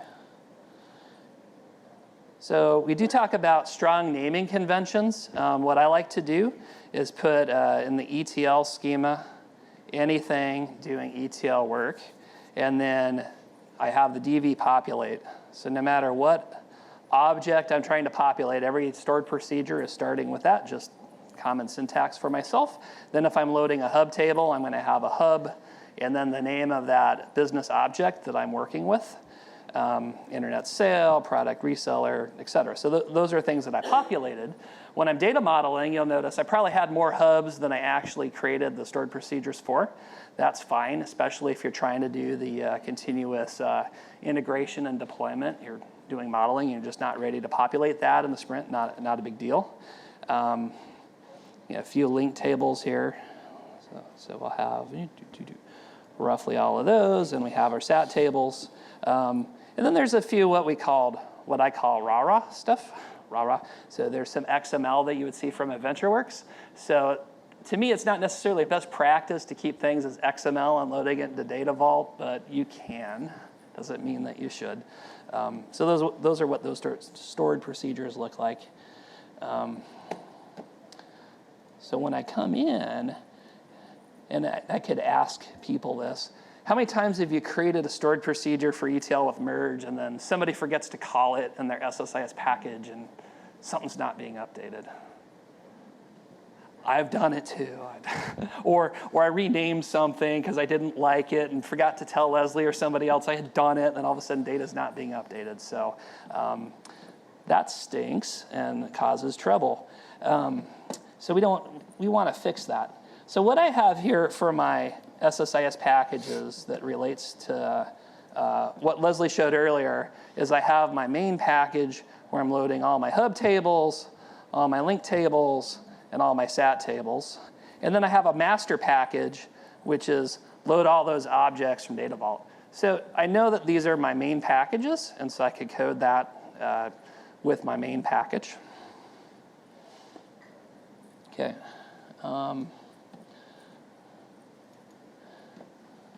Let's bring this up. So you could do some things too with your parameters that you have inside of BIML. So some things like email connection string, I'm going to put that in there. I could say I'm connecting to the data source, my local host, environment, etc. inside of there. So the other thing is you could create this and it will add those package parameters inside of BIML.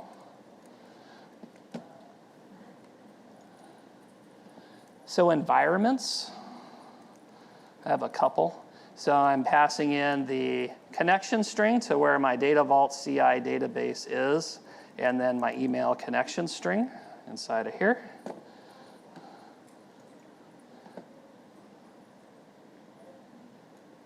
So inside of this SQL statement, let me grab this. If I come into Management Studio and I do a new query,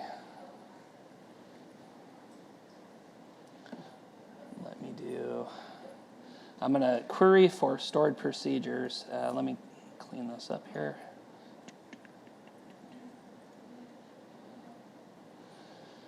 And I run this. So this is going to get a list of all my hub stored procedures. So you can see hub customer, hub internet sale, product, reseller, resale. The trick is I'm doing a filter on, move the window so you guys can see.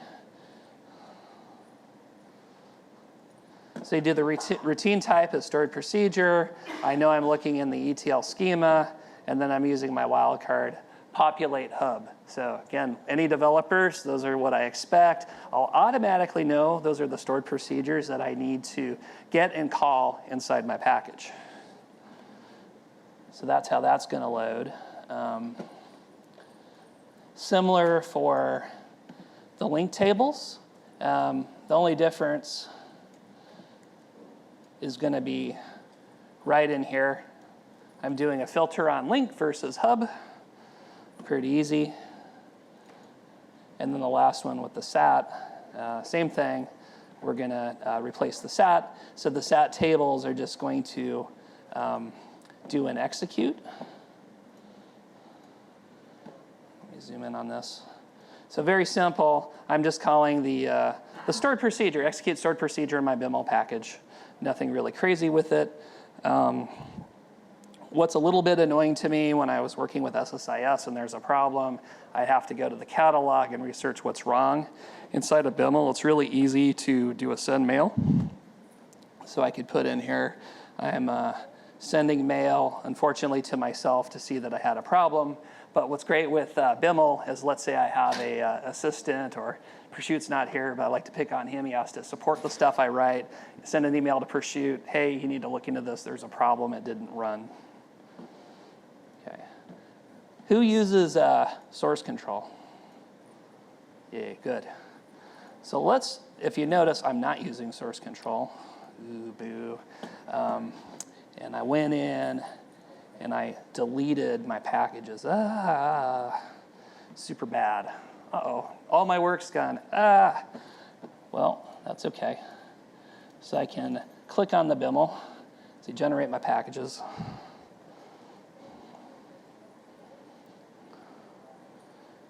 Go BIML, go. So I would recommend, though, you save your BIML script in source control. Okay, and so it recreated my hub tables are back.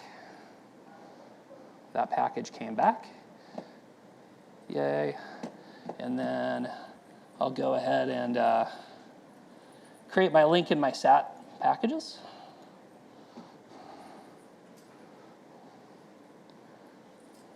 And there they are. They're recreated. And then I have a master package.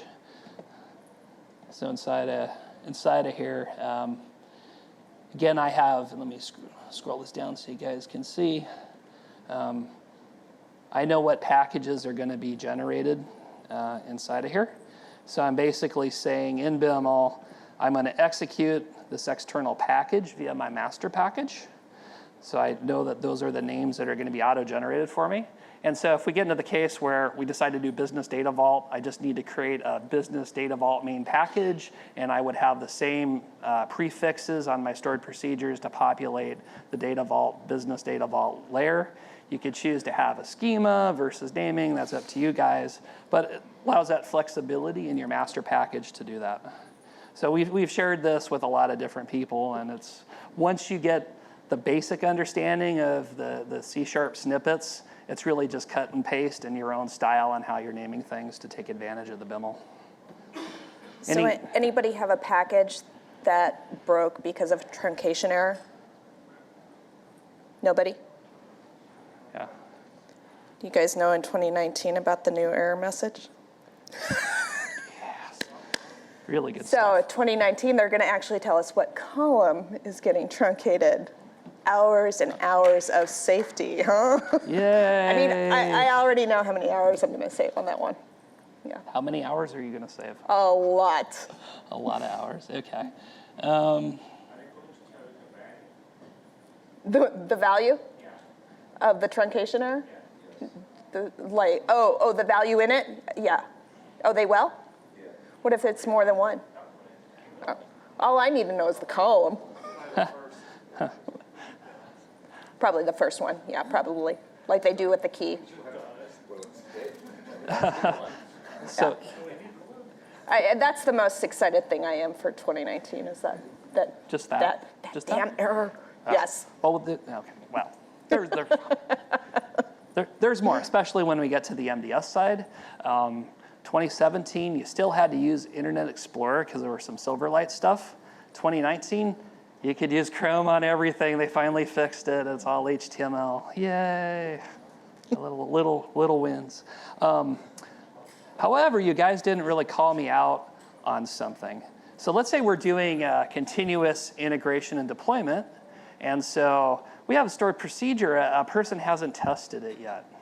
Maybe it's not good to go, but we're deploying it. We're calling it in our SSIS packages. That could be a problem, right? So what I like to do is I had the little concept of feature flags in .NET. Don't have feature flags in stored procedure, so you could have parameters as your sources. So you could say, hey, I have a load source that I have, and then you could say, is it active? So you could set a flag with it to say, yeah, I really want to run it by default. So as a developer, you're saying it's good to go or not good to go. And so if you say it's not good to go, you could get to your if statement that you could put in here and really not run it. So an example is source 1, that if source 1 equals 1, then I'm going to run it. I know it's good to go. So you could keep it as 0. It'll call it, won't do anything with it. You could test it when you're ready to go. You flip that bit, it's good to go. You could be more sophisticated. You could have a metadata configuration table. And so your stored procedure could look up, I have a name, is my flag on or not on? And so you could turn it on and off and be more sophisticated with that. I won't get into that. Another thing that you'll see down in here is a little bit more with JSON. So as you had seen in the first example, I just called sports database. Well, I could do a few more things with my business keys where I have like my account number and email and things like that. I'm loading it in from what database and what tables, what primary key had come from the database. So let's say we chose not to use customer ID like we had shown, but something else to identify the customer. We could still keep what that primary key was in the other database to reference it in JSON. It's a nice feature. So I'll have a demo coming up on a little bit more detail with the JSON. Hopefully that makes sense. Is there a reason you're building the JSON yourself rather than using the built-in SQL Server JSON? Yeah, I could. So yeah, you could build JSON strings and stuff. This was an older thing that I had, and I just copied it. The other thing that's subtle is this ETL shrinks. So as a developer, it was easier to tab and space things so I could see what I'm writing, but it puts extra spaces in. So my shrinks removes the spaces, so it comes back as one JSON without the padding in it. So it saved on some space when I had loaded it in. So there's a little bit of overhead on the shrinks that I made.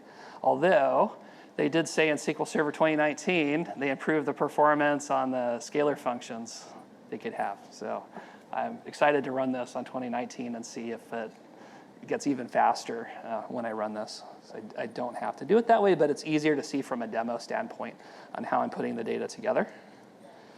If you remember, I put all the data together and then I'm merging. So again, when I'm targeting a table, I'm just saying, and this is a little bit, Leslie might not agree with this. I sometimes will update the record source from time to time if it's totally different.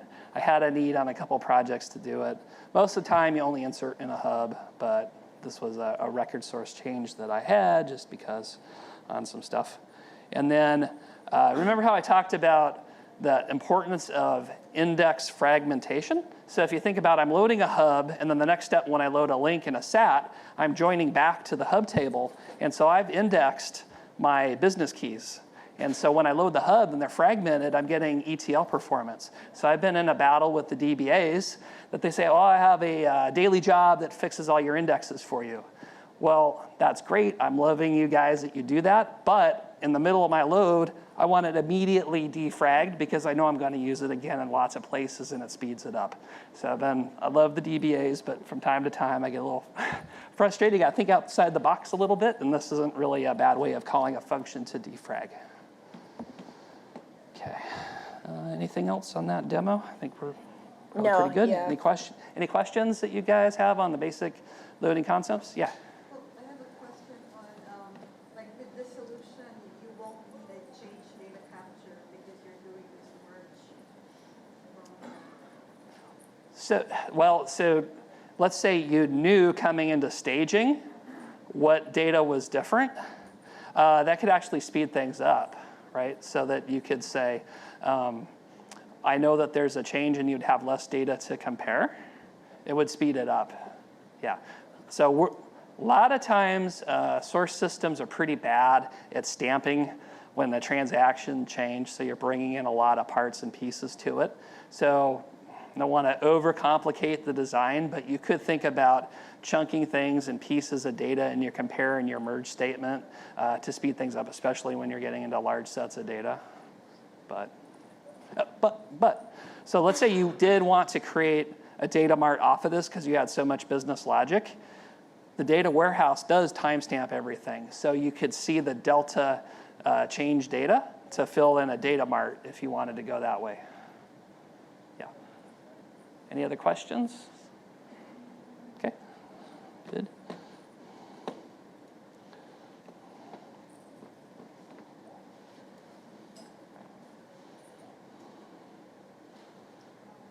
So, master data. So, an example of master data, NFL data, we do have some teams that will change. We get different things from the different data sources. So, in this case, I was more focused on the San Diego Chargers. They recently became the LA Chargers. And so if we're working with data from Fox Sports to NFL.com to other sources, you might see data coming in differently. Like stock ticker, you're going to see LAC for the Chargers, LA.Chargers,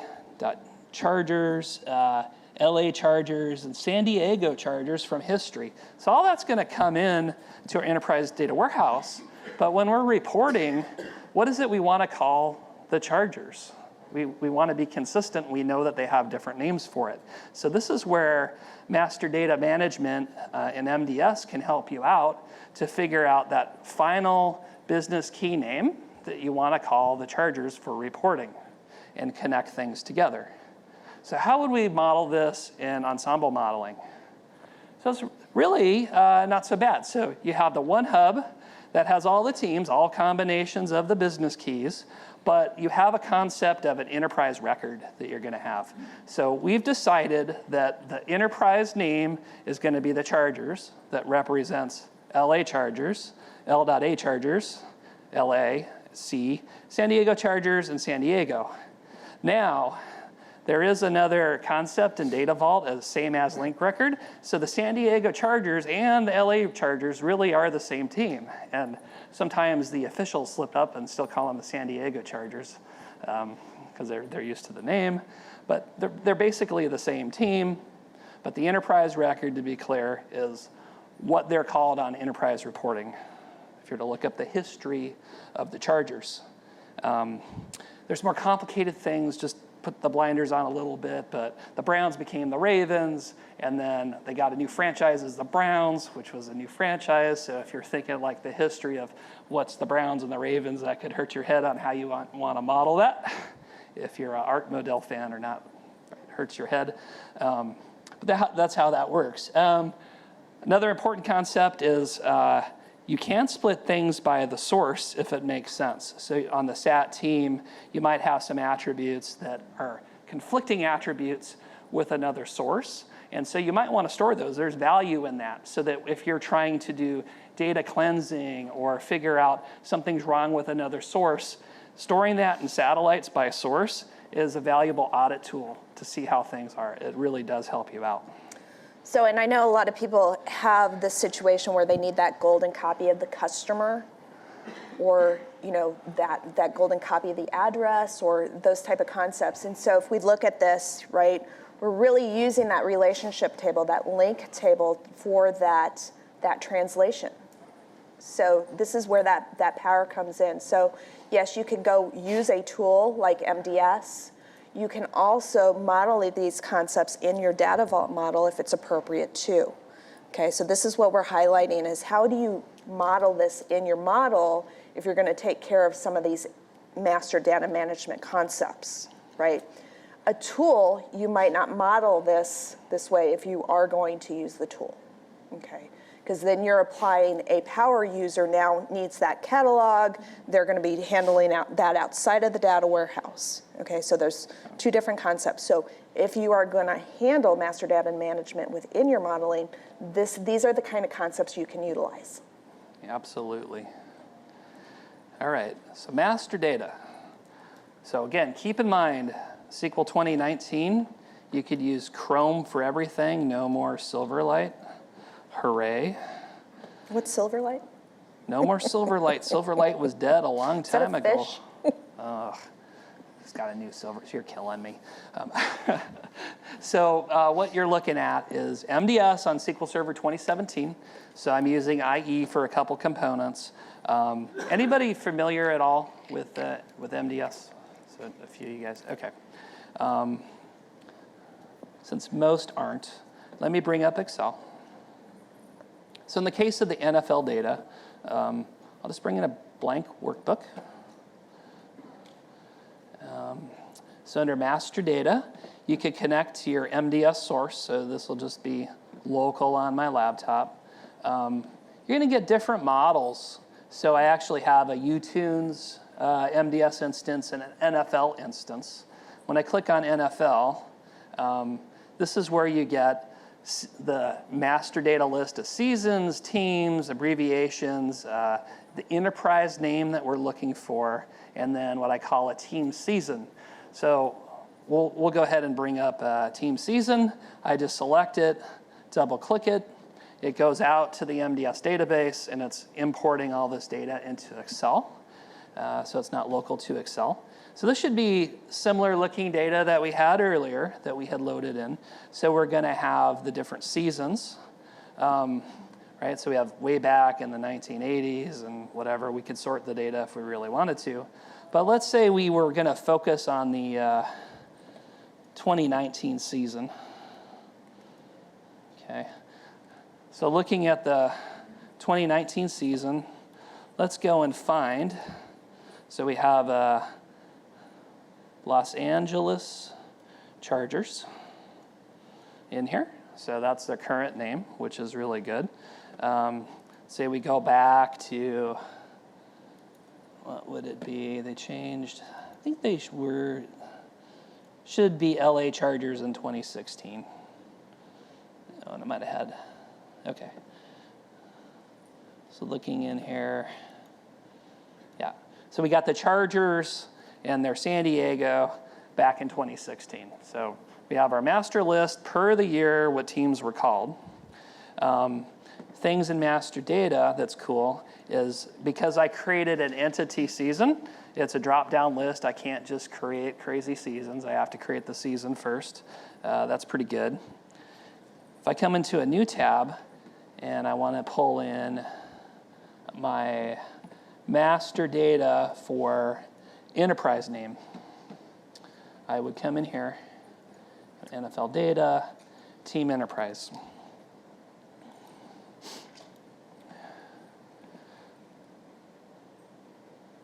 So what you'll notice is I was going off of nicknames, what I wanted to call things, and when I scroll down to the bottom here in the chargers, this is where we're saying, hey, I have my enterprise name, and when I call chargers, I'm going to map San Diego Chargers to it as a business key that had come in. SD for San Diego, LA Chargers, this version LA Chargers, LAC, all maps to Chargers. And so you can have your data steward handle this in Excel, so that's really cool. Inside of MDS, you have this integration management. And inside of here, this is where you could look at data, you could create views inside of here. So if we look at the views I've created, you could see the view for the enterprise team. And so this is actually going to create a view in the MDS database that has your enterprise mapping that you would have. So let's bring up MDS.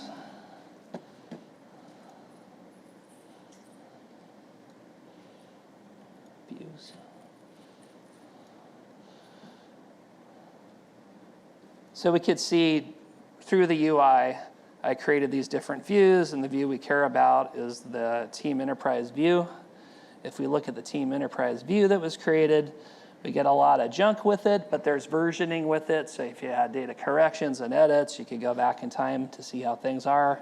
But you're going to get the enterprise name and code inside of here. So all that good Excel data that we have is exposed in a view. So to load it into my data vault, what I have done is come into, NFL database.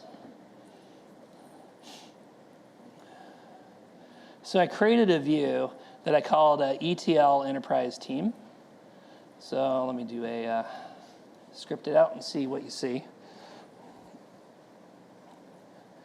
So basically, I take cross database, the MDS view of the enterprise, and I know that I have the enterprise team name, and then I have the enterprise SK, surrogate key.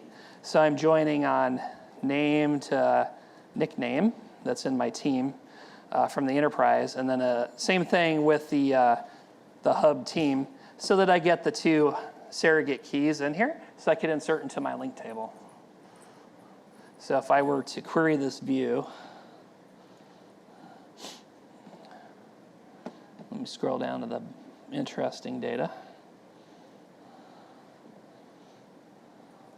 So you're going to see enterprise name chargers with the team name there. But what's important is that is the team SK in the hub table, and that this is for the enterprise code I want to map to. Then this is the team SK that was in that same hub table. And if I look at the design, I'm going to look at link table team enterprise. So it's going back to the hub table, and it's saying this is the enterprise team name that I'm mapping to. So when I write reports out, I'm now able to join to get the enterprise names out even when the data could be connected to the non-enterprise name like the San Diego Chargers or LAC. So that's how I handle different business keys that don't map. I use MDS to help me do the proper mapping to the enterprise names to connect that data together. Any questions on the design with MDS? So you're not changing or you're not using the enterprise key when you're loading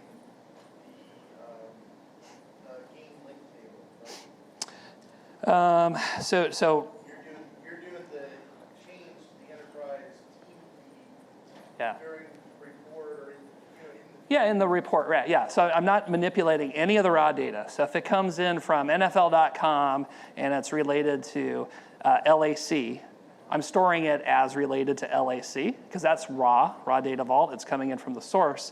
This extra mapping is almost, you could call it a business logic layer to say I put thought into how I'm mapping to the name I want to call it through this extra link table that I'm putting in place. Manage via MDS, how I'm connecting it together. So the cool thing is you could have some hubs that could come from MDS. You want to use master data management. You're saying I'm very specific on what my business reference data is as it relates to hubs, and so the source would be MDS. Well, what you could do, again, with data lineage is that it was MDS, but came from here and came from here, so you could do some hops and some things like that. But that's how you could actually leverage master data, though, to help you out.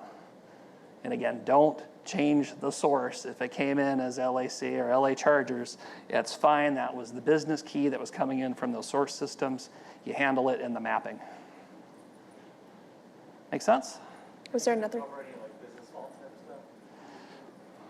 Well, I was going to do a little bit more with the JSON history. Yeah. Okay. Was there another question? Yeah. we have this entire solution with MDS and now full integration and we move to Azure. Yeah.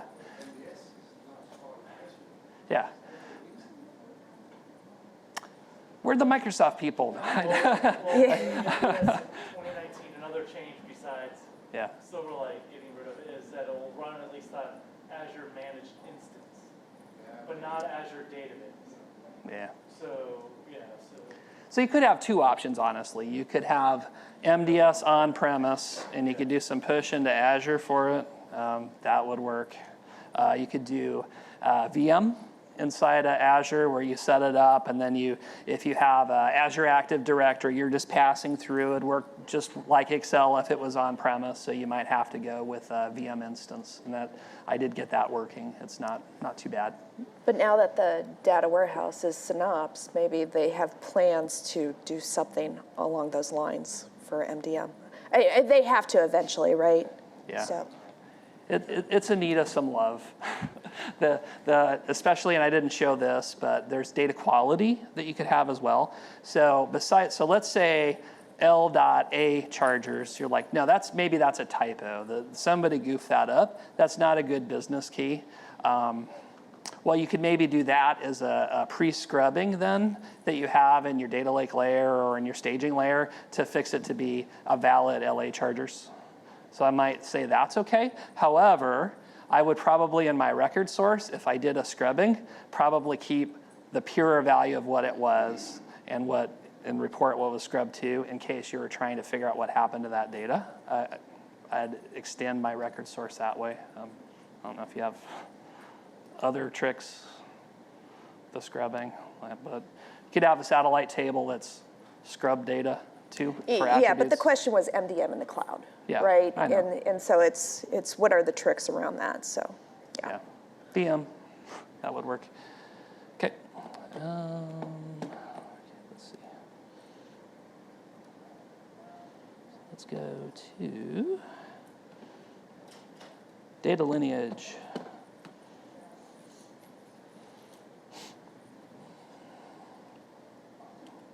Okay, so we talked about this a little bit in the first part. There's a lot of people out there that go and buy some very expensive tools to do the data lineage documentation for them. if we're smart, we can really get quite a bit out of the record source field to do some data lineage documentation for us. Okay, so Jeff's going to talk about this right now. So just want you guys to kind of think outside of the box what we would normally do, because this is really extending our ability to provide information in the data warehouse. Okay. Let me close a few windows here.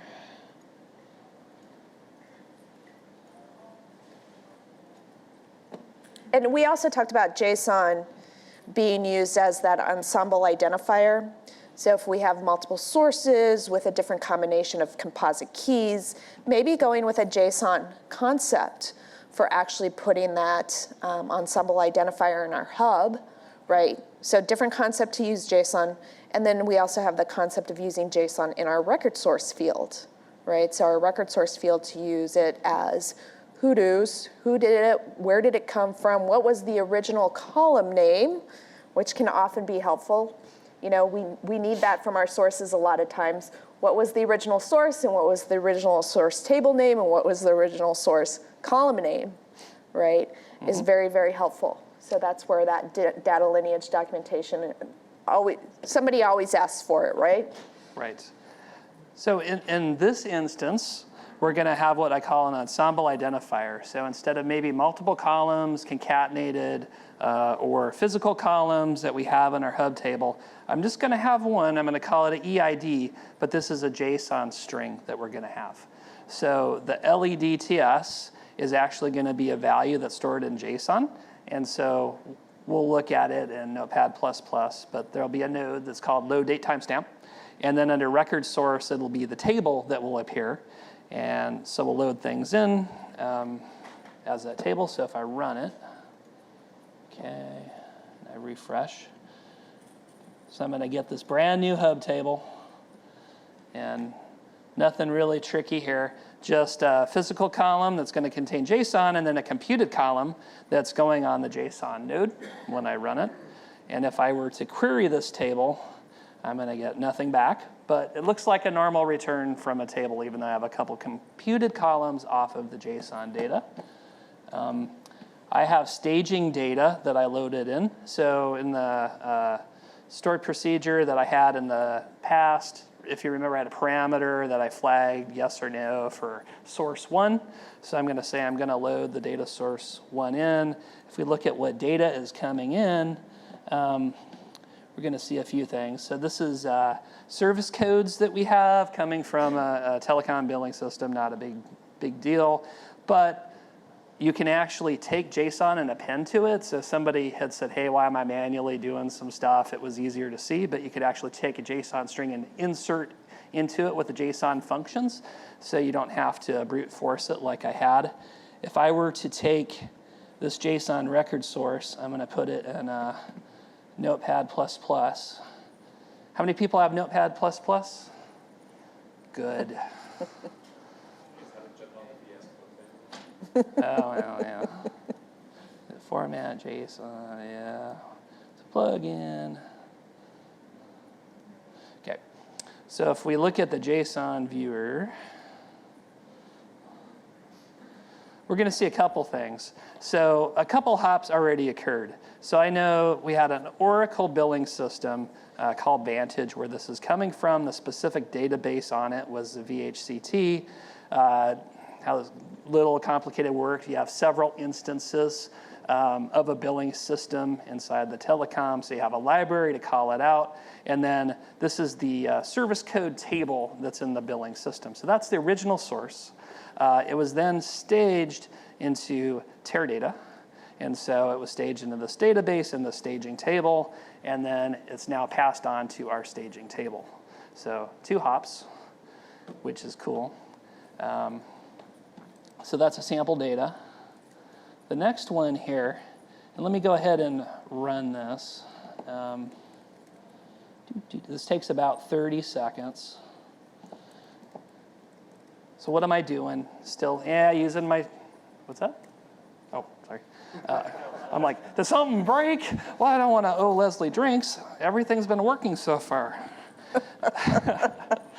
And I haven't been talking. Well, maybe we'll vote. All right, so what I'm actually doing is now adding in the business keys that I'm calling out of the data. So I have a column that's the code.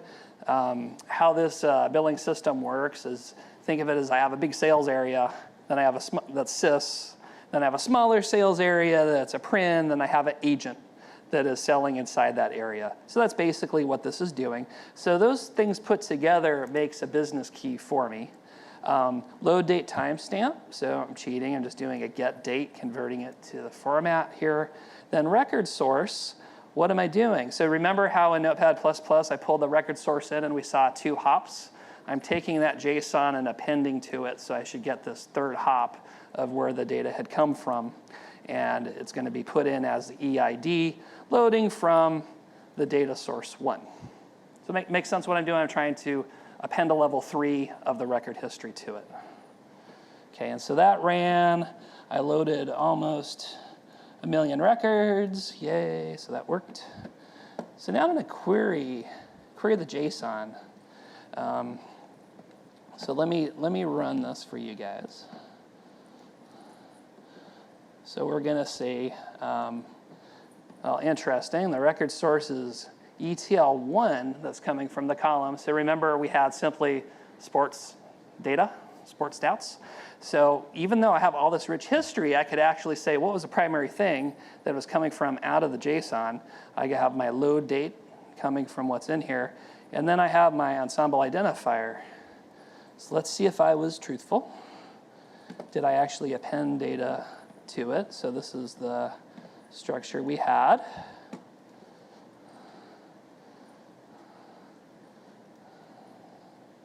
Some viewer.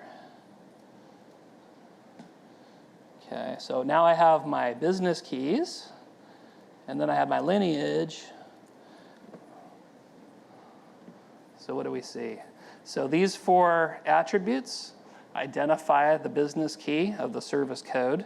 My most recent is going to the Data Vault CI table. The ETL source is where I had pulled it from, which had come from Teradata, which is step 2 from step 1 Oracle. So I have 3 hops. And so that was cool. I was able to append to the JSON lineage. So I'm not paying for a lot of expensive data lineage tools. Right? So next thing is, well, that's interesting. I'm doing a computed column. What if I wanted to say, I want to see the service code, because really that's what I want to care about. So this is BK service code that I'm calling. So if we look in the JSON, BK is there and service code is there. So it's BK dot the service code to get to that element inside of it. So let me add that column in here. Added the column. So if I refresh, I get that computed column appearing there. Yay. Okay. So let's say I was going to query this, and I'm looking for, and I was looking for this before, a specific service code, RMO3, that was inside the JSON. So you think about it, it's going to do a full table scan. It has to look through all the stuff. It's going to look through the JSON. So just to make sure, I will run this. So it's pretty fast, but, oops, you're going to see full table scan. Went through all the data. So getting to the 20 million records, I might have some performance. What can I do about it? I could actually, because I called out that service code, I'm going to put an index on that service code column. Okay, so that was cool. And now I'm going to change my query around, where instead of calling directly from the JSON, I'm going to do my computed column that is calling the JSON with that specific code. And if I run that, oops, you will see we got an index seek. Yay!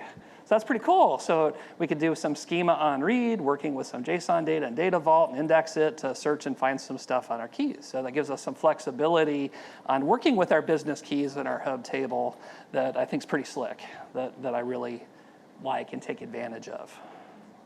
So does that make sense to everybody? Some JSON tricks here? All right, cool. And so that was the demo on the JSON. Okay, extending to the larger landscape. Some more thought.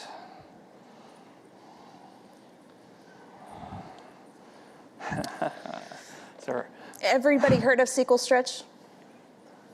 Anybody using SQL Stretch? Anybody know of anybody using SQL Stretch? did you use SQL Stretch? Thought you might, maybe not. Some people on your team are? So I love this concept of Stretch DB. I don't know a single person using it. I think it's a cost thing that people aren't using it, but I love the idea. I love the idea of having cold data somewhere else, right? And keeping our warm data local, right? This is a great idea. Nobody's using it, but it's out there. And if it was a little more cost effective. Are you using it?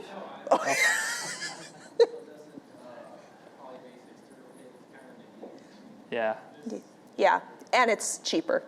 Yeah. Yeah. It is. So this is to me maybe a more on-premise concept. So, we're doing temporal and history tables. So let's say I'm doing a database backup. You get all that data in your database. But if you took your history table and stretched it to Azure, it's separate. You could have some smaller restores. In theory, would cost you less money if you had really expensive disk space on-premise for it. So that was the promise of it. And so I don't know if you saw the weird logo that I had on the Data Vault CI, but that's what that was.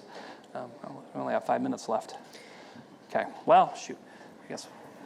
Well, you did talk about your continuous integration flags a little bit earlier. A little bit, yeah. Those were the parameters that you would have. So as you add sources, I'd add more parameters to my stored procedure to say I'm going to enable those sources. So if you're trying to deliver a continuous integration delivery data warehouse, have the flags off on those sources so it'll only run the flags that you've tested so you can keep deploying code. The rule of thumb is you can't have breaking SQL in your stored procedures, but you could have empty SQL with the flags off, and that would work. Again, because you're calling the BIML, calling the stored procedures, they won't be executed, so you need to have those flags in there. Yep. Yeah, so that's the main trick. So we have 4 minutes left. I would just go ahead and wrap it up. So, here again on the same resource slide. There is a Data Vault certification coming up in December if you're interested. Feel free to talk to us about that if you'd like. And also, what we'll probably do with the demos is I might make Jeff demo for me and we'll record it, and then we'll get the recordings out there. We'll provide the links to the recordings so we can have demos with the recordings, which would be better than just throwing scripts and screenshots up there. So we'll try to get that done in the next couple of weeks, and then we'll get those decks updated with those links. Okay. Any questions? Yes, they will be. They will be. And they'll be up there in PDF format, but if you guys are interested in something very specific, reach out. We're more than happy to share. Okay. So feel free to come up and ask questions. Come tell us how much you hate Data Vault. You better don't tell me that. And enjoy. I know the vendor reception is now, so you guys would like to probably head on out. But remember, we're here all week. Would love to sit down and model data sets if you guys have anything. Okay? Thank you. Thank you.